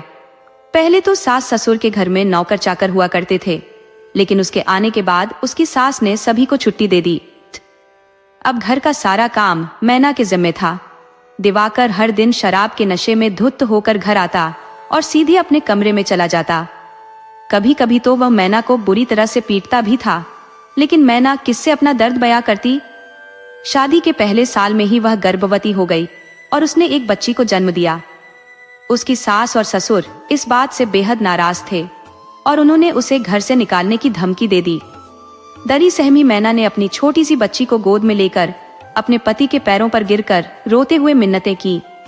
शायद दिवाकर के दिल में कुछ दया आ गई और उसने अपनी माँ को किसी तरह मना लिया। दूसरी बार जब उसने पुत्र को जन्म दिया तो परिवार में सभी ने हर्षोल्लास मनाया और उस लड़के का नाम मनोहर रखा गया। हालांकि मैना के मन में अज्ञात भय ने जड़ें जमानी शुरू कर दी थी। समय बीतता गया और 10 वर्षों के भीतर मैना 5 बच्चों की मां बन गई, 2 पुत्र और 3 पुत्रियां। दिवाकर के पिता अब इस दुनिया में नहीं थे और दिवाकर की शराबखोरी की लत के चलते सब कुछ बिक चुका था। मात्र कुछ भूमि और घर शेष बचे थे, जिनसे उनका जीवन जैसे तैसे चल रहा था। लेकिन दिवाकर की आदतों में कोई सुधार नहीं आया था। मैना को अब भी वो काली रात याद है जिसने उसकी जिंदगी को पूरी तरह से हिलाकर रख दिया था। उस रात जोरदार बारिश हो रही थी। मैना अपने बच्चों के साथ सो रही थी, तभी दरवाजे पर दस्तक हुई। मालकिन, मालकिन, दरवाजा खोलो। इस आवाज ने सारे बच्चों और मैना को जगा दिया। दरवाजा खोला तो एक आदमी सामने खड़ा था, पूरी तरह भीगा हुआ और उसकी पीठ पर एक भारी बोरा लदा हुआ था। उसके चेहरे पर घबराहट साफ झलक रही थी। वह फौरन बोल पड़ा, मालकिन, दिवाकर बाबू कोठे पर गए थे और वहां अंग्रेजी सरकार के सिपाहियों ने अचानक धावा बोल दिया। सब औरतों को भगा दिया गया और जो नहीं भागी उन्हें वहीं मार डाला गया। दिवाकर बाबू का क्या हुआ? मैना ने चिंतित होकर पूछा। उस आदमी ने कहा, उन्हें कुछ नहीं हुआ, पर उन्होंने हवलदार का खून कर दिया है। अब अंग्रेजी सरकार उनके पीछे है और वो जंगल की तरफ भाग गए हैं। ये जो बोरा है, इसमें कोठे की सारी कमाई है। मालकिन ने मुझे इसे दिवाकर बाबू की बहन के पास पहुंचाने को कहा है, लेकिन अंग्रेजी सरकार जल्द ही यहाँ आ जाएगी, इसलिए दिवाकर बाबू ने कहा कि आप और बच्चों को साथ ले आओ। सारी बात सुनते ही मैना ने तुरंत अपने कुछ सामान को समेटा और बच्चों को जगाकर चलने को कहा। सभी ने पूछा, माँ, क्या हो रहा है? हम कहाँ जा रहे हैं? लेकिन मैना ने कोई उत्तर नहीं दिया। अपने सबसे छोटे बेटे राकेश, जो सिर्फ 1 साल का था, को गोद में उठाया और उस आदमी के साथ बाहर निकल आई। बारिश और तेज हो गई थी। बिजली की चमक माहौल को और डरावना बना रही थी। बच्चे अपनी माँ से चिपकते हुए डर से कांप रहे थे। उन सब ने जंगल की तरफ दौड़ना शुरू कर दिया। जैसे ही वे जंगल में पहुंचे, बच्चों का डर और बढ़ गया। घना अंधकार था और अचानक कहीं से घोड़ों की टापों की आवाजें आने लगी। डर के मारे वे फिर से भागने लगे। चौकीदार ने कहा, मालकिन, बच्चे बहुत डर रहे हैं और बारिश भी तेज हो रही है, हमें कहीं छुप जाना चाहिए। मैना ने सहमति में सिर हिलाया और चौकीदार उन्हें एक बड़े आम के पेड़ के नीचे ले गया। पेड़ घना था और उसके नीचे बच्चों ने कुछ राहत महसूस की, लेकिन मैना के मन में बस अपने पति की चिंता समाई हुई थी। उसकी आंखों से आंसू थमने का नाम नहीं ले रहे थे और वह बार बार भगवान से अपने पति की सलामती की प्रार्थना कर रही थी। चौकीदार ने धीरे से कहा, मालकिन, आप चिंता मत करें, दिवाकर बाबू जरूर लौट आएंगे। मैना ने थके स्वर में उत्तर दिया, भैया, इस बार जैसे मेरे साथ किस्मत ने मजाक किया है, अब मैं इन बच्चों को लेकर कहाँ जाऊंगी? चौकीदार ने उसे ढांढस बंधाते हुए कहा, आप फिक्र न करें मालकिन, अगर दिवाकर बाबू नहीं मिले तो आगे जंगल से निकलकर एक गांव है, वहां नई जिंदगी की शुरुआत की जा सकती है। ये कहते हुए उसने अपने पास रखी सोने की बोरियों में से 5 सिक्के निकालकर मैना के हाथों में रख दिए। मैना ने समय की नजाकत को समझते हुए उन सिक्कों को अपनी साड़ी के पल्लू में कसकर बांध लिया और चौकीदार का आभार जताया। फिर बच्चों को संभालने लगी। अचानक चौकीदार की नजर बारिश की तेजी पर गई और उसने महसूस किया कि नदी में उफान आने वाला है। उसने तुरंत कहा, मालकिन, लगता है पानी का बहाव बढ़ रहा है। क्या आप बच्चों को लेकर पेड़ पर चढ़ जाएंगी? मैं आपकी मदद कर दूंगा। मैना ने सोचा, मरता क्या न करता, और चौकीदार की सहायता से उसने बच्चों को पेड़ पर चढ़ा दिया। फिर खुद भी ऊपर चढ़ गई। चौकीदार ने भी पेड़ पर चढ़ने की कोशिश की, मगर भारी बोरी के कारण चढ़ने में असफल रहा। फिर उसने बोरी को पेड़ से बांध दिया और खुद भी किसी तरह पेड़ पर चढ़ गया। उसका अंदेशा सही निकला। कुछ ही देर में नदी उफान पर आ गई और पेड़ का निचला हिस्सा पानी में डूबने लगा। ये दृश्य देखकर मैना ने राहत की सांस ली और चौकीदार का धन्यवाद किया। भैया, आपने मेरे बच्चों की जान बचा ली।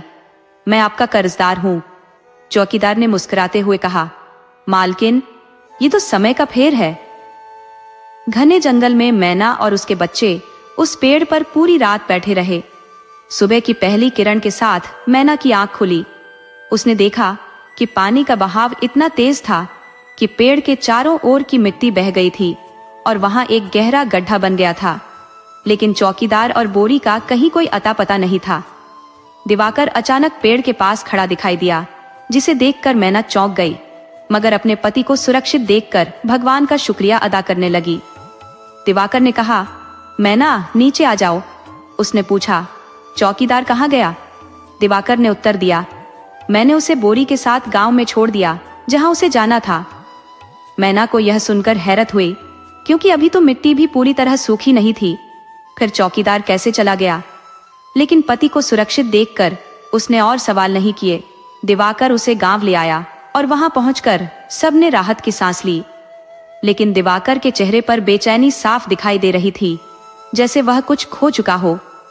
एक दिन वह हांफते हुए मैना के पास आया और उससे उन सिक्कों के बारे में पूछने लगा। मैना, चौकीदार ने जो सिक्के तुम्हें दिए थे वो मुझे दे दो, उसने कहा। मैना ने उत्तर दिया, वो तो मैंने पोखर में फेंक दिए हैं। दिवाकर गुस्से से चिल्लाया, तुमने ये क्या किया? और तेजी से पोखर की ओर भाग गया। मैना उसे सिक्के ढूंढते हुए देख रही थी और सोच रही थी कि दिवाकर को सिक्कों के बारे में कैसे पता चला। सिक्कों को फेंके काफी समय हो गया था और अब अचानक दिवाकर को उनकी क्यों जरूरत आन पड़ी? अचानक दिवाकर को पोखर में एक सिक्का मिल गया। पोखर से बाहर निकलते ही दिवाकर के चेहरे पर खुशी साफ झलक रही थी। हालांकि पोखर के अंदर रहने से उसके शरीर पर कई जगहों पर झोंक चिपक गई थी, जो खून चूस रही थी। ये पीड़ा काफी तकलीफ देह थी, लेकिन वो इस बात से खुश था कि उसे वो सिक्का मिल गया था। मैना ने यह दृश्य देखा और भागकर उसकी ओर आई। उसने नमक लिया और उसे दिवाकर के शरीर पर मल मल कर झोंकों को अलग किया। फिर दिवाकर को लेकर वैद्य के पास पहुंची, जहां उसे उपचार मिला। दिवाकर आराम करने चला गया। रात काफी बीत चुकी थी और अचानक मैना की आंखें खुली। उसे बच्चों की चिंता सताने लगी, लेकिन जब उसने देखा कि उसकी एक बेटी बिस्तर पर नहीं है, तो उसका दिल बैठ गया। वह तुरंत दिवाकर को देखने उसके बिस्तर पर गई, लेकिन वहां भी दिवाकर नहीं था। उसकी गैर मौजूदगी को देखकर मैना ने सोचा कि दिवाकर अपनी मौज मस्ती के लिए बाहर गया होगा, मगर बेटी के गायब होने से वह बेहद परेशान हो गई। घर का दरवाजा भी अधखुला था, जो उसकी चिंता को और बढ़ा रहा था। मैना ने तुरंत अपनी बेटी की खोज शुरू की। उसने पूरे गांव के चप्पे चप्पे में तलाश की, चौपाल, घरों के पास, मगर बेटी का कोई सुराग नहीं मिला। आखिरकार थककर रोते हुए वह घर लौट आई और सुबह दिवाकर के साथ फिर से ढूंढने की योजना बनाई। जब दिवाकर सुबह घर आया, मैना ने उसे पूरी घटना बताई। दोनों मिलकर बेटी को ढूंढने निकले, लेकिन नतीजा वही रहा। बेटी का कोई पता नहीं चला। मैना ने अंततः इसे अपने भाग्य का लिखा मान लिया और खुद को नियति के हवाले कर दिया। 2 महीने बीत गए। इस बीच दिवाकर फिर से पोखर में सिक्के की खोज में कूद पड़ा। उसे एक और सिक्का मिला, लेकिन उसी रात उसकी दूसरी बेटी भी गायब हो गई। अब मैना का शक और गहराने लगा। वह सोचने लगी कि कहीं कुछ बहुत बुरा तो नहीं हो रहा है। दिवाकर की गतिविधियों पर शक बढ़ने के बाद मैना ने यह ठान लिया कि वह अब सच्चाई का पता लगाएगी। एक रात उसने सोने का बहाना किया और जागते हुए बच्चों के पास बैठी रही। लगभग आधी रात के समय दिवाकर उठ खड़ा हुआ और उसने सबसे छोटी बेटी को चुपचाप बिस्तर से उठाया। यह देखकर मैना उसके पीछे पीछे चल पड़ी, पर उसने दिवाकर को पकड़ा नहीं। दिवाकर तेजी से जंगल की ओर भागा। उस रात अमावस्या थी और अंधेरा बेहद गहरा था, लेकिन मैना अपने हाथ में दिया लेकर उसके पीछे पीछे चलती रही। धुएं का घना गुब्बार उठ रहा था। दिवाकर तेजी से उसकी दिशा में भागता जा रहा था और उसके पीछे पीछे मैना भी धीरे धीरे चलती हुई उसे फॉलो कर रही थी। रास्ते में मैना ने देखा कि चारों ओर आम के ऊंचे ऊंचे पेड़ फैले हुए थे, जो उस जगह को घने जंगल जैसा बना रहे थे। एक पेड़ के पास छुपते हुए मैना ने जो दृश्य देखा, उससे उसकी रूह तक कांप गई। वहां एक अघोरी बैठा हुआ था और उसके सामने दिवाकर हाथ जोड़कर जमीन पर बैठा था। बीच में मिट्टी से बनाया गया एक ऊंचा टीला था, जिस पर उसकी बेटी बेसुध लेटी हुई थी। उस दृश्य के पास एक और ऊंचा टीला था, जहां एक कंकाल रखा हुआ था, जिसे देखकर हवा भी सर्द होती महसूस हो रही थी। दिवाकर पूरी श्रद्धा से अघोरी को देख रहा था और अघोरी कोई मंत्रोच्चारण करते हुए किसी अज्ञात शक्ति का आह्वान कर रहा था। यह भयावह दृश्य मैना को हिला देने के लिए काफी था। उसकी टांगें कांपने लगी और उसे यकीन ही नहीं हो रहा था कि उसका पति दिवाकर इतना पापी और क्रूर हो सकता है कि अपने ही बच्चों को किसी रहस्यमय शक्ति के हाथों सौंपने के लिए तैयार हो जाए। तभी मैना ने देखा कि दिवाकर ने वही सिक्का निकालकर अघोरी को सौंप दिया। अघोरी ने उस सिक्के को दिवाकर की बेटी के सिर पर रखा ही था कि मैना से अब और रहा नहीं गया। वह दौड़ कर आई और दिवाकर का हाथ पकड़ लिया। उसकी आवाज कांप रही थी।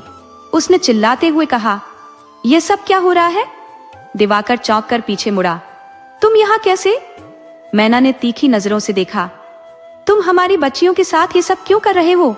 तुम पिता नहीं हो, एक दरिंदा हो। तभी अचानक कंकाल के पास हलचल शुरू हो गई और ठंड की लहर वातावरण में फैल गई।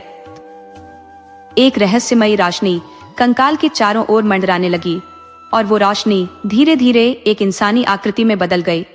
मैना ने जैसे ही उस आकृति को पहचाना, उसका दिल दहल गया।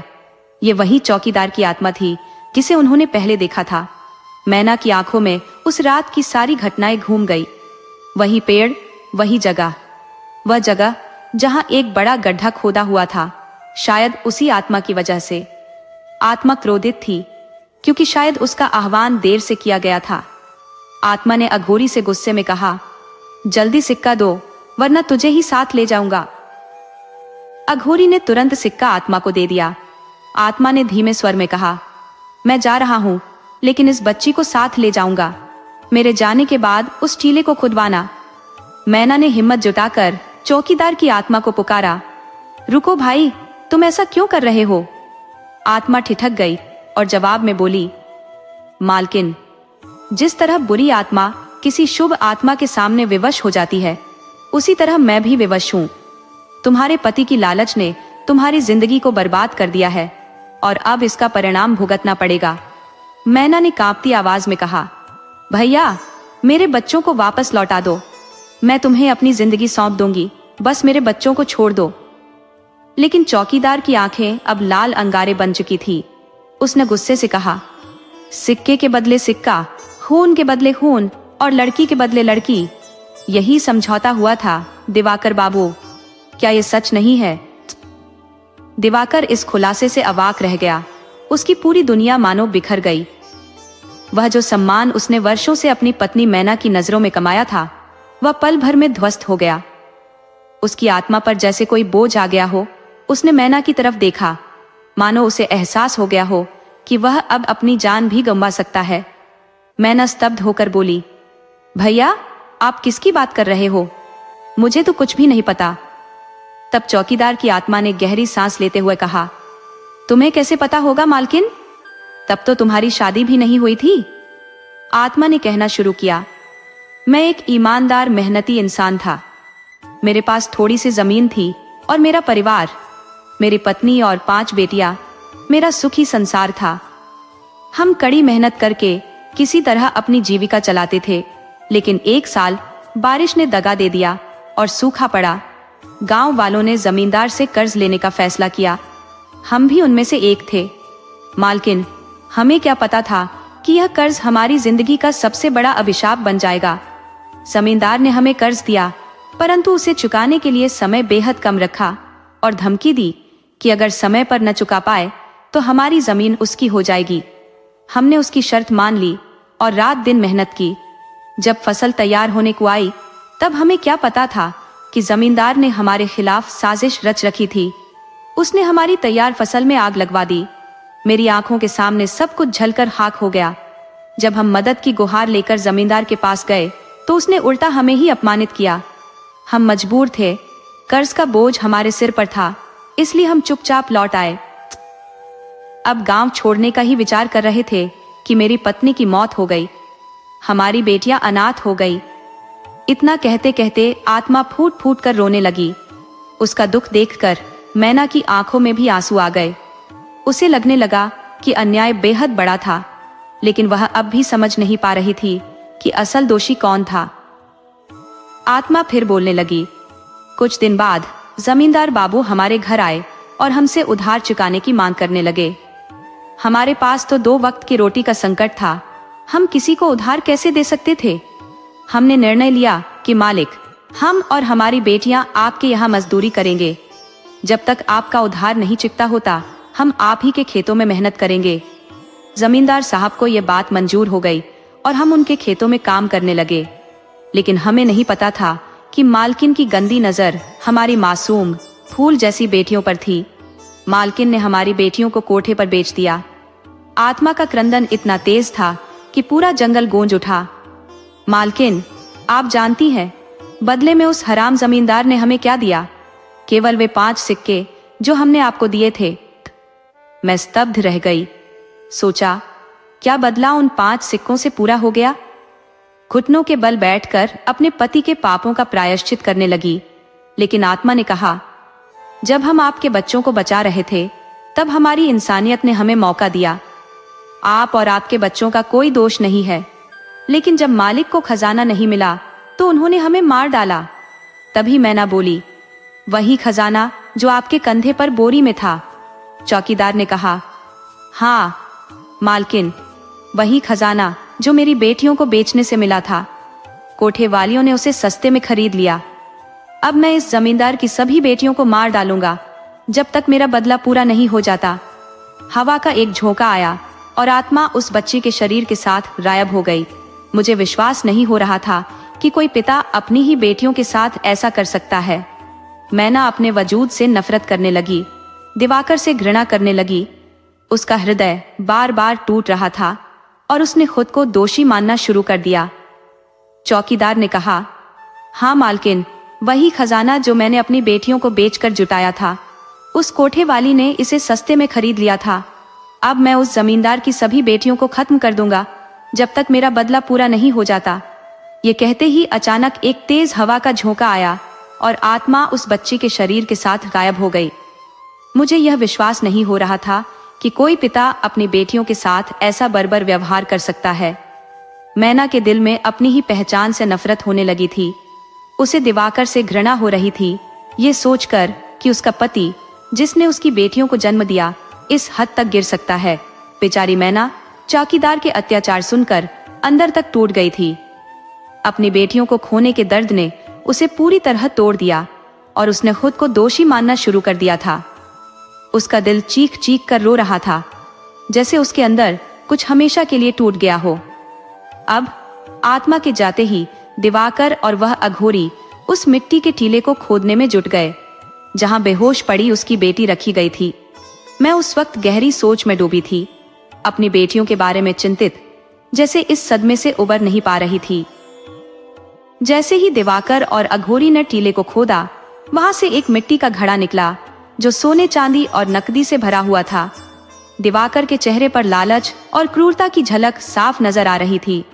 उसने मैना को जोर से हिलाया और बोला, देखो मैना, कितना पैसा है, सोना चांदी है, छू कर देखो। मैना ने उसे घूर कर देखा। उसके चेहरे पर कुछ पल पहले की झिझक अब गायब हो गई थी। उसने देखा कि दिवाकर को अब अपनी करतूतों पर कोई पछतावा नहीं था। वह अपने पति के इस नए रूप को देखकर स्तब्ध रह गई। उसने कहा, इस खून से सनी हुई दौलत को मुझसे दूर रखो, ये मेरी मासूम बच्चियों की मौत की कीमत है। ये कहते हुए मैना ने पास पड़ा एक बड़ा पत्थर उठाया और दिवाकर को मारने का इशारा किया। डरकर दिवाकर और अघोरी पीछे हटे और उस मौके का फायदा उठाते हुए मैना वहां से भाग निकली। वह घर पहुंची और अपने दोनों बेटों को गले लगाकर खूब रोई। उसकी आंखों से आंसू थमने का नाम ही नहीं ले रहे थे। शायद वह उस दिन की पीड़ा और दर्द को अपने आंसुओं में बहा रही थी। रात बहुत गहरी हो चुकी थी। दिवाकर शराब के नशे में लड़खड़ाते हुए घर लौटा। उसने आते ही मैना से खाना मांगा। जब कोई जवाब नहीं मिला तो उसने मैना और बच्चों को बुरी तरह पीटा। मारते मारते वह थक गया और फिर सोने चला गया। अब मैना के दिल में अपने पति के लिए कोई प्यार नहीं बचा था। वह उससे नफरत करने लगी थी, मगर अपने दोनों बेटों के लिए उसे जीना था। उनके लिए वह अपनी सारी तकलीफों को सह रही थी। सुबह का उजाला फैल चुका था। दादी अपने ख्यालों में डूबी हुई थी जब मीनू ने उन्हें पुकारा, दादी उठ जाओ, सुबह हो गई है, मैं चाय लेकर आती हूँ। दादी ने सूजी हुई आंखों से जवाब दिया, हाँ चाय रख दो, मैं उठती हूँ। मीनू चाय रखकर चली गई और मनोहर स्टेशन से मयंक को घर लेकर आ गया। मयंक के आते ही जैसे घर में रौनक लौट आई। दादी ने उसे गले से लगा लिया। अपने पोते को देखकर उसकी आंखों में खुशी के आंसू आ गए। सबने मयंक से हालचाल पूछा और उसने बताया कि पुणे में सब कुछ ठीक है और इस बार वह कुछ समय के लिए छुट्टियां बिताने आया है। शाम हो चली थी। बड़ी माँ और मीनू रसोई में खाना तैयार कर रही थी। तभी बड़े पापा वहां आकर बड़ी माँ से बोले। बड़ी माँ ने फिर से अपनी चिंता दोहराई, तुम्हें अपनी दवाई आज जरूर लेनी है, मयंक ने पहले ही खा लिया है। मैं नहीं चाहती कि तुम वही गलती दोहराओ जो तुमने पहले की थी। मयंक के सामने इस नाटक को बढ़ाते हुए बड़ी माँ ने अपनी बात स्पष्ट की। मैनू ने धीरे से जवाब दिया, ठीक है, मैं दवाई ले लूंगी। वह सब सुन रही थी और फिर अपने काम में व्यस्त हो गई। रात गहराती गई और सबने मीनू को हॉल में अकेला सुला दिया, क्योंकि दादी ने मयंक को अपने पास सुलाया था और बड़ी माँ की बीमारी के कारण बड़े पापा उनके पास थे। रात घना अंधेरा छा गया था। जब मयंक को लगा कि उसका गला सूख रहा है, वह पानी लेने के लिए किचन की तरफ गया और पानी पीने के बाद वापस अपने कमरे की ओर बढ़ रहा था। तभी उसे किसी की आवाज सुनाई दी, मयंक, मयंक। उसने जवाब दिया, कौन? पर दूसरी बार आवाज नहीं आई। उसने सोचा कि यह उसका भ्रम था और वापस अपने बिस्तर पर लौट आया। लेकिन रात के दूसरे पहर में उसे फिर से ऐसा एहसास हुआ कि उसके सामने कोई खड़ा है और उसे बुला रहा है। उसे लगा कि वह अपनी मर्जी के बगैर किसी अदृश्य ताकत की गिरफ्त में चला जा रहा है, जैसे किसी की पकड़ में खींचा जा रहा हो। अब वह उठकर खड़ा हो गया और उस साए का पीछा करने लगा जो उसके कदमों से कदम मिला रहा था। मयंक धीरे धीरे उस जगह पर पहुंच गया जहां वह आम का पेड़ था, उसी पेड़ के पास जहां कभी उसकी माँ आई थी। जैसे ही उसने उस पेड़ के पास कदम रखा, उसे ऐसा महसूस हुआ जैसे वह किसी गहरी नींद से जागा हो जो अभी अभी टूटी थी। उस साए ने, जो अब भी उसके सामने खड़ा था, पुकारते हुए कहा, मयंक, मैं जानता हूं कि तुम हैरान हो, लेकिन मैं तुम्हें यहां तुम्हारी भलाई के लिए लाया हूं, उस खजाने के लिए जो सिर्फ तुम्हारा है और जिसे सिर्फ तुम ही पा सकते हो। मयंक ने उलझन में पूछा, खजाना? कैसा खजाना? साया, जो पेड़ के पीछे से प्रकट हुआ था, बोला, हाँ, वही आम वाली का खजाना जिसके लिए तुम्हारे दादा और चाचा हमेशा जद्दोजहद में लगे रहे। क्या तुम नहीं देखना चाहोगे अपनी विरासत? मयंक ने कहा, अगर ये सच है तो मुझे दिखाओ। साया ने संकेत करते हुए कहा, इस पेड़ की खोह में देखो। मयंक ने पेड़ की खोह में झांका और एक पल में ही स्तब्ध रह गया। वहां सोने और चांदी से भरे मटके और चारों ओर बिखरे कीमती आभूषण थे। मयंक के भीतर लालच का वही कीड़ा जाग गया जो उसके दादा के खून में था। खजाने को देखते ही उसे पाने की प्रबल इच्छा उसके मन में उमड़ पड़ी। जैसे ही उसने खजाने की ओर हाथ बढ़ाया, साया ने उसका हाथ थाम लिया और कहा, इस खजाने के बदले मुझे भी कुछ चाहिए। मयंक ने चौंकते हुए पूछा, क्या चाहिए? साया बोला, तुम्हारी सबसे अनमोल चीज। मयंक ने गुस्से में कहा, क्या चाहिए? बोलो साफ। साया ने जवाब दिया, तुम्हारी बहन। यह सुनते ही मयंक का गुस्सा और भड़क गया। उसने तेजी से साये को पकड़ने की कोशिश की, लेकिन साया अचानक गायब हो गया। मयंक एकाएक होश में लौटा और पाया कि न तो साया था, न जंगल, न कोई खजाना। वह अपने बिस्तर पर लेटा हुआ था, लेकिन उसे मन ही मन ये यकीन हो चला था कि उसने जो देखा वह कल्पना से परे, वास्तविकता के बेहद करीब था। उसे अचानक मीनू की वह बात याद आ गई जो उसने अधूरी छोड़ दी थी। अगली सुबह सभी अपने अपने कामों में लगे थे। मयंक ने मीनू को पास बुलाकर धमकाते हुए कहा कि अगर वह पूरी सच्चाई नहीं बताएगी तो वह हमेशा के लिए यहाँ से चला जाएगा और कभी नहीं लौटेगा। मयंक की धमकी से मीनू घबरा गई और रोते रोते उसने सब कुछ अपने बड़े भाई मयंक को बता दिया। मयंक एक पढ़ा लिखा समझदार लड़का था, लेकिन मीनू की बातों पर उसे थोड़ा यकीन करने में कठिनाई हो रही थी। जब मीनू ने कहा कि इस बारे में सभी को पता था सिवाय मयंक के, तो वह गुस्से से भड़क उठा और पैर पटकते हुए अपने पापा के पास गया। गुस्से से उसने अपने पापा से कहा, पापा, ये सब क्या चल रहा है? मनोहर जी, जो अपने स्थान पर बैठे थे, चौंकते हुए बोले। क्या मतलब? मयंक ने गुस्से में जवाब दिया। मतलब यह कि मुझसे यह सब क्यों छिपाया गया?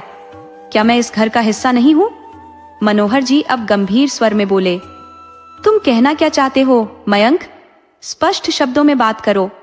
मयंक ने कहा, मीनू ने मुझे सब कुछ बता दिया है। ये क्या चल रहा है? माँ कौन सी बीमारी की दवा खा रही है? मनोहर जी ने गंभीरता से जवाब दिया, बेटा, तुम इन सब बातों से दूर रहो। यहाँ छुट्टियां बिताने आए हो, अपनी छुट्टियां पूरी कर और वापस लौट जाओ। मयंक की आंखों में उदासी और उलझन थी। उसने कहा, पापा, कल रात मुझे भी वही महसूस हुआ जो माँ को हुआ था। मनोहर जी का चेहरा तनाव में आ गया। उन्होंने पूछा, तुम क्या कहना चाहते हो? तुम जंगल गए थे, वहां क्या देखा? मयंक ने अपने पिता को रात की पूरी घटना बताई। सुनते ही मनोहर जी ने अपना सिर थाम लिया और आंखों में आंसू लिए वहीं बैठ गए। धीरे से बोले, ये मेरी गलती है कि मैंने तुझे यहाँ बुलाया। अब तू भी इसमें उलझ गया है राकेश की तरह। मैं तुझे इस अभिशाप से दूर रखना चाहता था। मयंक बेचैनी से बोला, लेकिन पापा, आप साफ साफ बताइए, आखिर हो क्या रहा है? राकेश का एक्सीडेंट हुआ था तो ये सब बातें कैसे जुड़ी हुई है? मनोहर जी ने गहरी सांस लेकर कहा, बेटा, तेरा चाचा और चाची किसी हादसे में नहीं मरे थे। उन्हें भी उसी आम के पेड़ के प्रेत ने मारा था। मयंक चौंक कर बोला, लेकिन क्यों? मनोहर जी ने दुखी स्वर में कहा, तेरा चाचा खजाने के लालच में अपनी सुध बुद्ध खो बैठा था, तेरे दादा की तरह। और जिसने भी उस खजाने को देखा वह लालच में अंधा हो गया, अपने रिश्ते नातों को भूल गया। मयंक ने धीरे से कहा, पापा, अब तो मैंने भी उस खजाने को देखा है। मनोहर जी ने चिंता से कहा, हाँ बेटा, अब तुझे भी सपने सताएंगे, तेरे अंदर भी वही ललक जागेगी और एक दिन तू भी मीनू को उस प्रेत के हवाले कर देगा जैसे तेरे चाचा ने किया था। मयंक का चेहरा भय से सफेद हो गया, लेकिन उसने खुद को संभाला और पूछा, पापा, चाचा किसे लेकर गए थे और चाची की मौत कैसे हुई थी? मनोहर जी ने गहरे दुख से कहा, जब तेरा चाचा खजाने के पीछे पागल हुआ तब हमें पहली संतान मिली थी, तेरी बड़ी बहन जो तुझसे पहले पैदा हुई थी। राकेश उस समय शादीशुदा नहीं था, इसलिए उसने तेरी बहन को प्रेत के हवाले कर दिया। हमें यह तब पता चला जब सब कुछ खत्म हो चुका था। मनोहर जी ने आगे बताया, तेरी दादी ने भी उस खजाने को देखा था और वह भी लालच में अंधी हो गई थी। उन्होंने जल्दी से राकेश की शादी करवाई ताकि खजाने का वारिस मिल जाए। लेकिन तेरी माँ और मैं जानते थे कि अगर उनकी औलाद बेटा हुआ तो वह खोजी बनेगा और बेटी हुई तो उसे प्रेत के हवाले करना पड़ेगा। हमने एक पुजारी से इस अभिशाप से बचने का उपाय पूछा। उन्होंने सलाह दी कि राकेश की शादी ऐसे परिवार में हो जो खेतीहर किसान हो। हमने ऐसा ही किया और तेरे चाचा की शादी मीनू की माँ से करवा दी। जब मीनू पैदा हुई तो हम सभी डर गए। एक दिन राकेश मीनू को प्रेत के हवाले करने गया, लेकिन मीनू की माँ ने अपनी जान देकर उसे बचाया। राकेश को जब होश आया तो उसने खुद को मारने की कोशिश की, लेकिन वह गायब हो गया और फिर कभी वापस नहीं आया। मनोहर जी की आवाज में कंपन था। कहते हैं वहां से आज भी डरावनी आवाजें आती है। शायद वह प्रेत मीनू के पिता को असहनीय पीड़ाएं देता है और अब तू भी वही करेगा, ऐसा मनोहर ने कहा। उसकी आवाज दर्द से भारी हो गई और वह फूट फूट कर रोने लगा। मयंक ने उसे शांत करने की कोशिश की। नहीं पापा, मैं ऐसा कभी नहीं करूंगा। आप क्यों चिंतित हो रहे हैं? क्या आपको अपने बेटे पर विश्वास नहीं है? मयंक ने अपने पिता का हाथ पकड़कर उसे यकीन दिलाया। मुझे मीनू को कुछ भी नहीं होने दूंगा, कभी नहीं। मनोहर ने धीरे धीरे सिर हिलाते हुए कहा, मुझे तुझ पर विश्वास है बेटा। मैं जानता हूं कि तू मीनू को इस श्राप से बचाएगा। लेकिन मयंक के मन में कई सवाल उभर आए थे। वह उन सारी बातों का हल ढूंढना चाहता था जो उसके परिवार की इस अभिशप्त गाथा में छुपे हुए थे। उसने अपनी दादी के पास जाने का निश्चय किया। मयंक अपनी दादी से सब कुछ जानना चाहता था, उस खजाने के बारे में जो ओस आंबाड़ी में कहीं छिपा हुआ था। जब मयंक ने दादी से कहा कि वह भी खोजी बनना चाहता है, दादी के चेहरे पर खुशी की लहर दौड़ गई। उन्होंने तुरंत हाँ कर दी। लेकिन मयंक ने कहा, पहले मैं सब कुछ जानना चाहता हूँ। आखिरकार उस खजाने से हमारे परिवार का क्या संबंध है? दादी ने मयंक को सब कुछ बताया। वह अभिशाप, वह प्रेत और वह खजाना जो हर पीढ़ी को अपनी गिरफ्त में लेता जा रहा था। सब कुछ बताने के बाद दादी ने कहा, आखिरी उपाय यह है कि मीनू को उस प्रेत को सौंप दो, फिर हमारे परिवार का श्राप मिट जाएगा। मयंक के लिए यह सुनना असहनीय था। उसने दादी के मुंह से अपनी बहन के लिए ऐसे निर्मम शब्द सुनते ही गुस्से में वहां से निकल गया। रात हो चुकी थी और मयंक अपने बिस्तर पर लेटा दिन भर की घटनाओं पर विचार कर रहा था। उसके दिमाग में केवल एक सवाल घूम रहा था, आखिर दादी के मन में मीनू के लिए इतनी कटुता क्यों है? विचारों में खोते खोते उसकी आंख लग गई। उसने एक विचित्र सपना देखा। वह एक पोखर के पास खड़ा है, खोजी बन चुका है और खजाने की तलाश कर रहा है। अचानक एक महिला उसकी ओर बढ़ती चली आ रही है। मयंक ने उससे पूछा, आप कौन हैं? महिला ने गंभीर स्वर में कहा, तू मुझे नहीं पहचानता मयंक, मैं मीनू की मां हूं। सपने में ही मयंक डर गया और घबरा कर बोला, आप क्या चाहती हैं? महिला ने चेतावनी भरे स्वर में कहा, मैं तुझे आगाह करने आई हूं मयंक। यह जो घटना हो रही है वह उतनी सरल नहीं है जितनी दिखती है।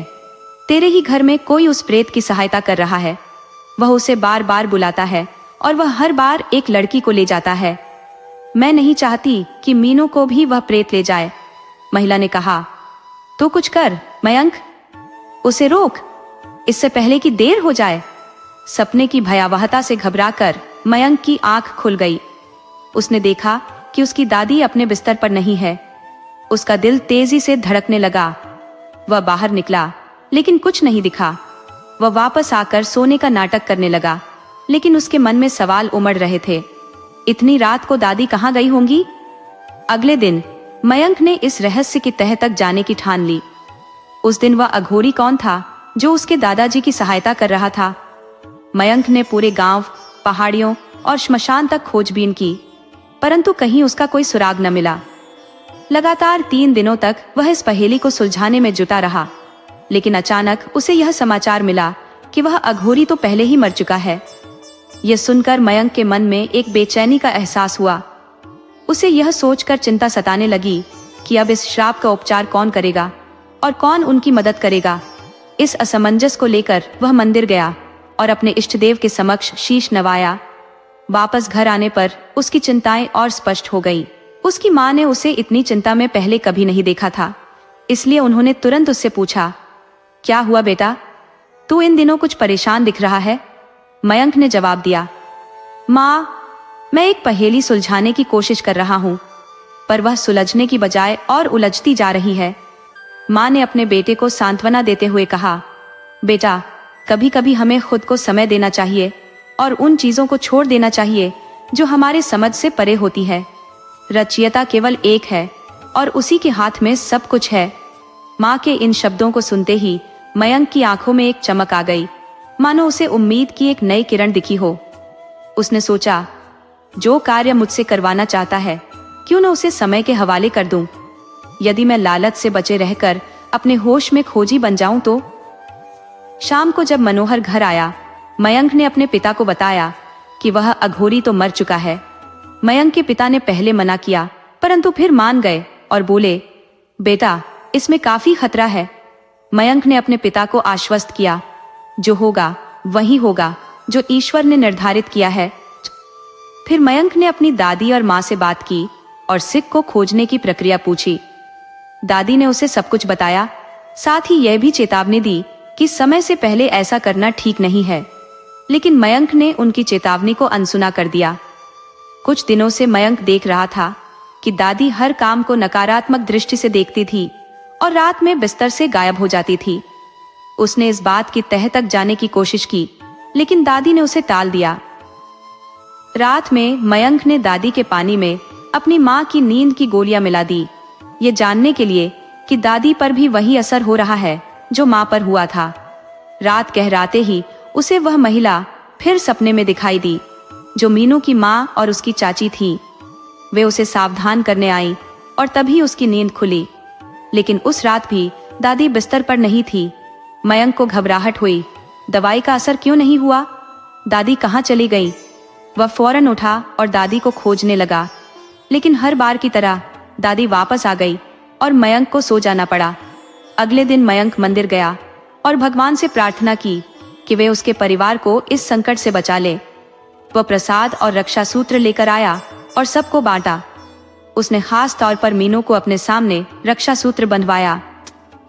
फिर वह पोखर की ओर गया। सिक्का ढूंढने के लिए उसमें कूद पड़ा। बार बार तैरते हुए उसने काफी समय बिताया, लेकिन सिक्का नहीं मिला। थकान के बावजूद उसने हिम्मत नहीं हारी। आखिरी बार के प्रयास में उसने फिर से पोखर में छलांग लगाई। इस बार उसे ऐसा लगा मानो कोई उसे अंदर खींच रहा हो। घबराहट में उसने अपने आप को ऊपर खींचा। जैसे ही वह पानी के ऊपर आया, उसकी मुट्ठी में कुछ महसूस हुआ। जब उसने मुट्ठी खोली तो वह सिक्का उसके हाथ में था। वह जैसे ही कब्र से बाहर निकला, उसके शरीर पर जगह जगह झोंकें लिपटी हुई थी, जो उसका रक्त चूस रही थी। उसने किसी तरह उन सबको अपने शरीर से हटाने का प्रयास किया, परंतु झोंकें इतनी अधिक थी कि वह डर कर भागा और सीधे घर जाकर अपनी माँ से नमक मांगा। उसकी माँ ने बेटे की यह हालत देखकर तुरंत नमक लाकर झोंकों पर डाला और सबको उसके शरीर से अलग किया। झोंकें जलकर जमीन पर गिर गई। मयंक की माँ ने देखा कि मयंक बुरी तरह से थक चुका था और तभी वह बेहोश हो गया। उसकी माँ ने तुरंत मनोहर और डॉक्टर को फोन किया। मनोहर भी शीघ्र ही घर आ गया और मयंक को तुरंत अस्पताल ले जाया गया। डॉक्टरों ने पाया कि जोकों के काटने से मयंक को तीव्र बुखार हो गया था। उनका कहना था कि यह बुखार सामान्य नहीं था और उन्होंने मयंक को इमरजेंसी वार्ड में भर्ती कर दिया। लगभग 24 घंटे बाद मयंक का बुखार थोड़ा कम हुआ। तब सभी उससे मिलने आए। मयंक की हालत देखकर उसके पिता फूट फूट कर रो पड़े और बोले, क्या जरूरत थी बेटा इस सब की? देखो तुमने अपनी क्या हालत बना ली है। मयंक धीमी आवाज में बोला, पापा मैंने वो सिक्का ढूंढ लिया है। यह सुनते ही मनोहर ने अपने बेटे को गले से लगा लिया। जब मयंक पूरी तरह से ठीक हो गया तो डॉक्टर ने उसे अस्पताल से छुट्टी दे दी और वह घर आ गया। घर आने के बाद उसकी माँ ने उसे पल भर के लिए भी अकेला नहीं छोड़ा और उसके पास ही बैठी रहती। रात को जब मयंक विश्राम कर रहा था, दादी ने सोचा कि वह सो चुका है और चुपचाप बाहर निकल गई। मयंक को यह अवसर सही लगा और वह भी उनकी सच्चाई जानने के लिए पीछे पीछे चल पड़ा। वह जंगल के उसी आम के पेड़ तक पहुंचा जहां दादी ने 2 टीले बनाए हुए थे। एक पर कंकाल रखा था और दूसरे पर मीनू बेहोश पड़ी हुई थी। बीच में बैठकर दादी किसी की आराधना कर रही थी। यह दृश्य देखकर मयंक गुस्से से भर उठा और सामने आकर बोला, दादी ये सब क्या है? दादी की आंखों में एक क्रूर मुस्कान थी। मयंक चिल्लाकर बोला, तुम मेरी दादी नहीं हो सकती। तभी दादी रूपी व्यक्ति ने एक पेड़ की ओर हाथ बढ़ाया और पेड़ की लताएं निकलकर मयंक को बांधने लगी। इस बीच मनोहर और उसकी पत्नी सो रहे थे। अचानक मनोहर को ठंड का एहसास हुआ और उसने आंखें खोली तो कमरे में धुंध जैसा अंधेरा देखा, जिसमें एक आकृति उभर रही थी। वह आकृति बोली, भाई साहब मीनू और मयंक को बचा लीजिए। मनोहर ने घबराकर पूछा, कौन हो तुम? आकृति ने जवाब दिया, मैं मीनू की माँ हूँ। यह सुनते ही मनोहर ने अपनी पत्नी को उठाया और दोनों तुरंत दादी के कमरे की ओर भागे, लेकिन वहां न दादी थी और न मयंक। दोनों डरते डरते जंगल की ओर भागे और जब उन्होंने आम के पेड़ के पास का दृश्य देखा तो उनके होश उड़ गए। मनोहर ने चिल्लाकर अपनी माँ से पूछा, माँ तुम ये सब क्या कर रही हो? मयंक ने चिल्लाते हुए कहा, पापा रुको, वो दादी नहीं है। मनोहर आश्चर्य से मयंक को देखने लगा। तभी मीनू की माँ की आत्मा वहां आई और बोली, ये अघोरी है माँ, नहीं, इसने सबको अपने वश में कर लिया है। वो चौकीदार सच में नेक इंसान था, लेकिन आपके पिता और उस अघोरी ने मिलकर हमारे परिवार को तबाह कर दिया। अब मेरी बेटी को भी बलि के लिए ले जा रहे हैं। वह आत्मा अपने दर्द में बोलती गई। इस अघोरी को अपनी काली तांत्रिक शक्तियों के लिए मासूम बच्चियों की बलि चाहिए थी, ताकि वह अनेक सिद्धियों को प्राप्त कर सके और समाज में भय फैलाकर लोगों को नुकसान पहुंचा सके। उस चौकीदार की आत्मा को इसने उस खजाने के साथ बांधकर रखा हुआ था। लेकिन भाई साहब, आप इस अनुष्ठान को पूरा नहीं होने देना। शायद इसी वजह से मुझे अब तक मुक्ति नहीं मिली है। फिर उस आत्मा ने मनोहर, उसकी पत्नी और मयंक को एक योजना बताई। मयंक की मां तेजी से अपने घर गई और कुछ आवश्यक सामान लेकर वापस आई। दूसरी तरफ अघोरी अब भी किसी शक्तिशाली आत्मा को बुलाने में मग्न था और अजीब मंत्र बड़बड़ा रहा था। तभी अचानक उसका मंत्रोच्चार समाप्त हुआ और कंकाल हवा में तैरने लगा। उसी समय पास की खोई से चौकीदार की आत्मा प्रकट हुई। उसने दादी रूपी अघोरी से सिक्का मांगा और उसने बिना हिचकिचाए सिक्का उसे सौंप दिया। जैसे ही सिक्का उसके हाथ में पहुंचा, मीनू का शरीर मिट्टी के टीले से उठकर हवा में तैरने लगा।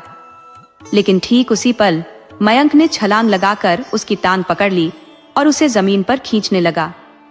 तभी मीनू की मां की आत्मा भी प्रकट हुई और चौकीदार की आत्मा से बोली, अब बहुत हुआ, तुम मेरी बच्ची को नहीं ले जा सकते। भली आत्मा ने चौकीदार की आत्मा के हाथ पकड़ लिए और चौकीदार की आत्मा असहाय हो गई, क्योंकि वह खुद इस कृत्य में शामिल नहीं होना चाहती थी। उसने खुद को समर्पण कर दिया। लेकिन अघोरी ने जब देखा कि कोई उसके अनुष्ठान में बाधा डाल रहा है, तो वह क्रोधित हो उठा। उसने तेजी से उठकर आत्मा को वश में करने की कोशिश की। तभी मनोहर ने पीछे से उसे जकड़ लिया और मयंक की मां ने उसे रस्सियों से बांध दिया। अब अघोरी जोर जोर से चिल्लाने लगा, छोड़ो मुझे, मेरी सालों की मेहनत को नष्ट मत करो, मुझे मेरा कार्य पूरा करने दो, नहीं तो मैं तुम्हारी मां को मार डालूंगा। अचानक उसने मनोहर की मां की आत्मा को यातना देना शुरू कर दिया। वह बुजुर्ग आत्मा दर्द से कराहते हुए बोली, मनोहर, यह मैं हूं, इसे मत छोड़ना, यह पापी है और अपनी घृणित मंशाओं को इस शरीर में ही पूरी कर सकता है।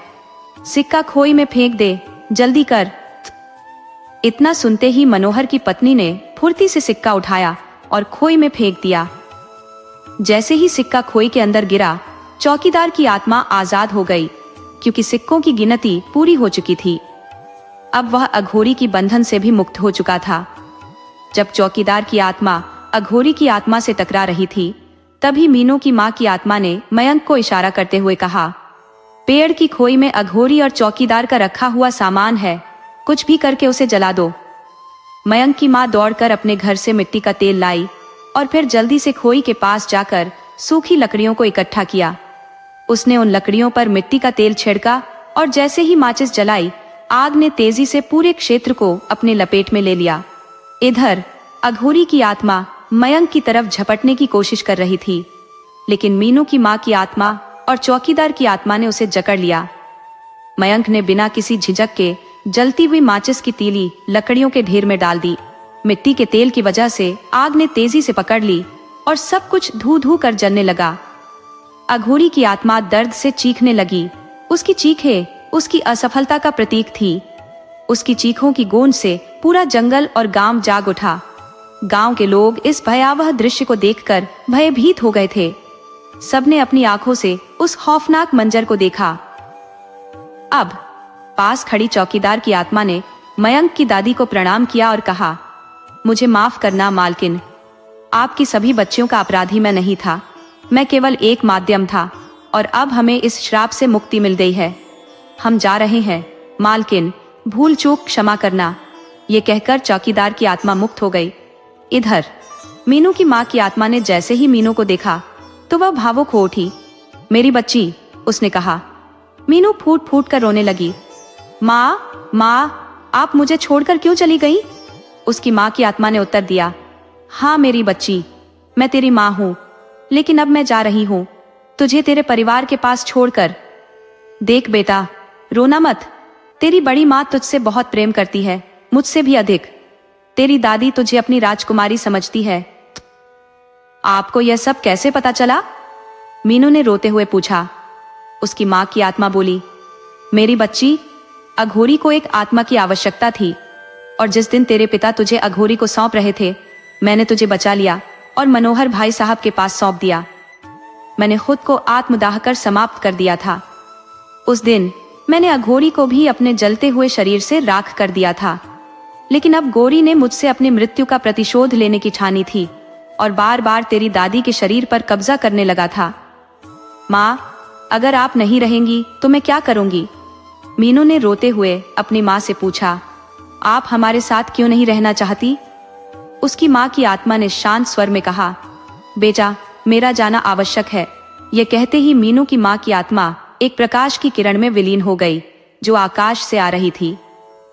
ये दृश्य देखकर मीनू फूट फूट कर रोने लगी, लेकिन उसकी बड़ी माँ ने उसे सीने से लगा लिया, सांत्वना देते हुए।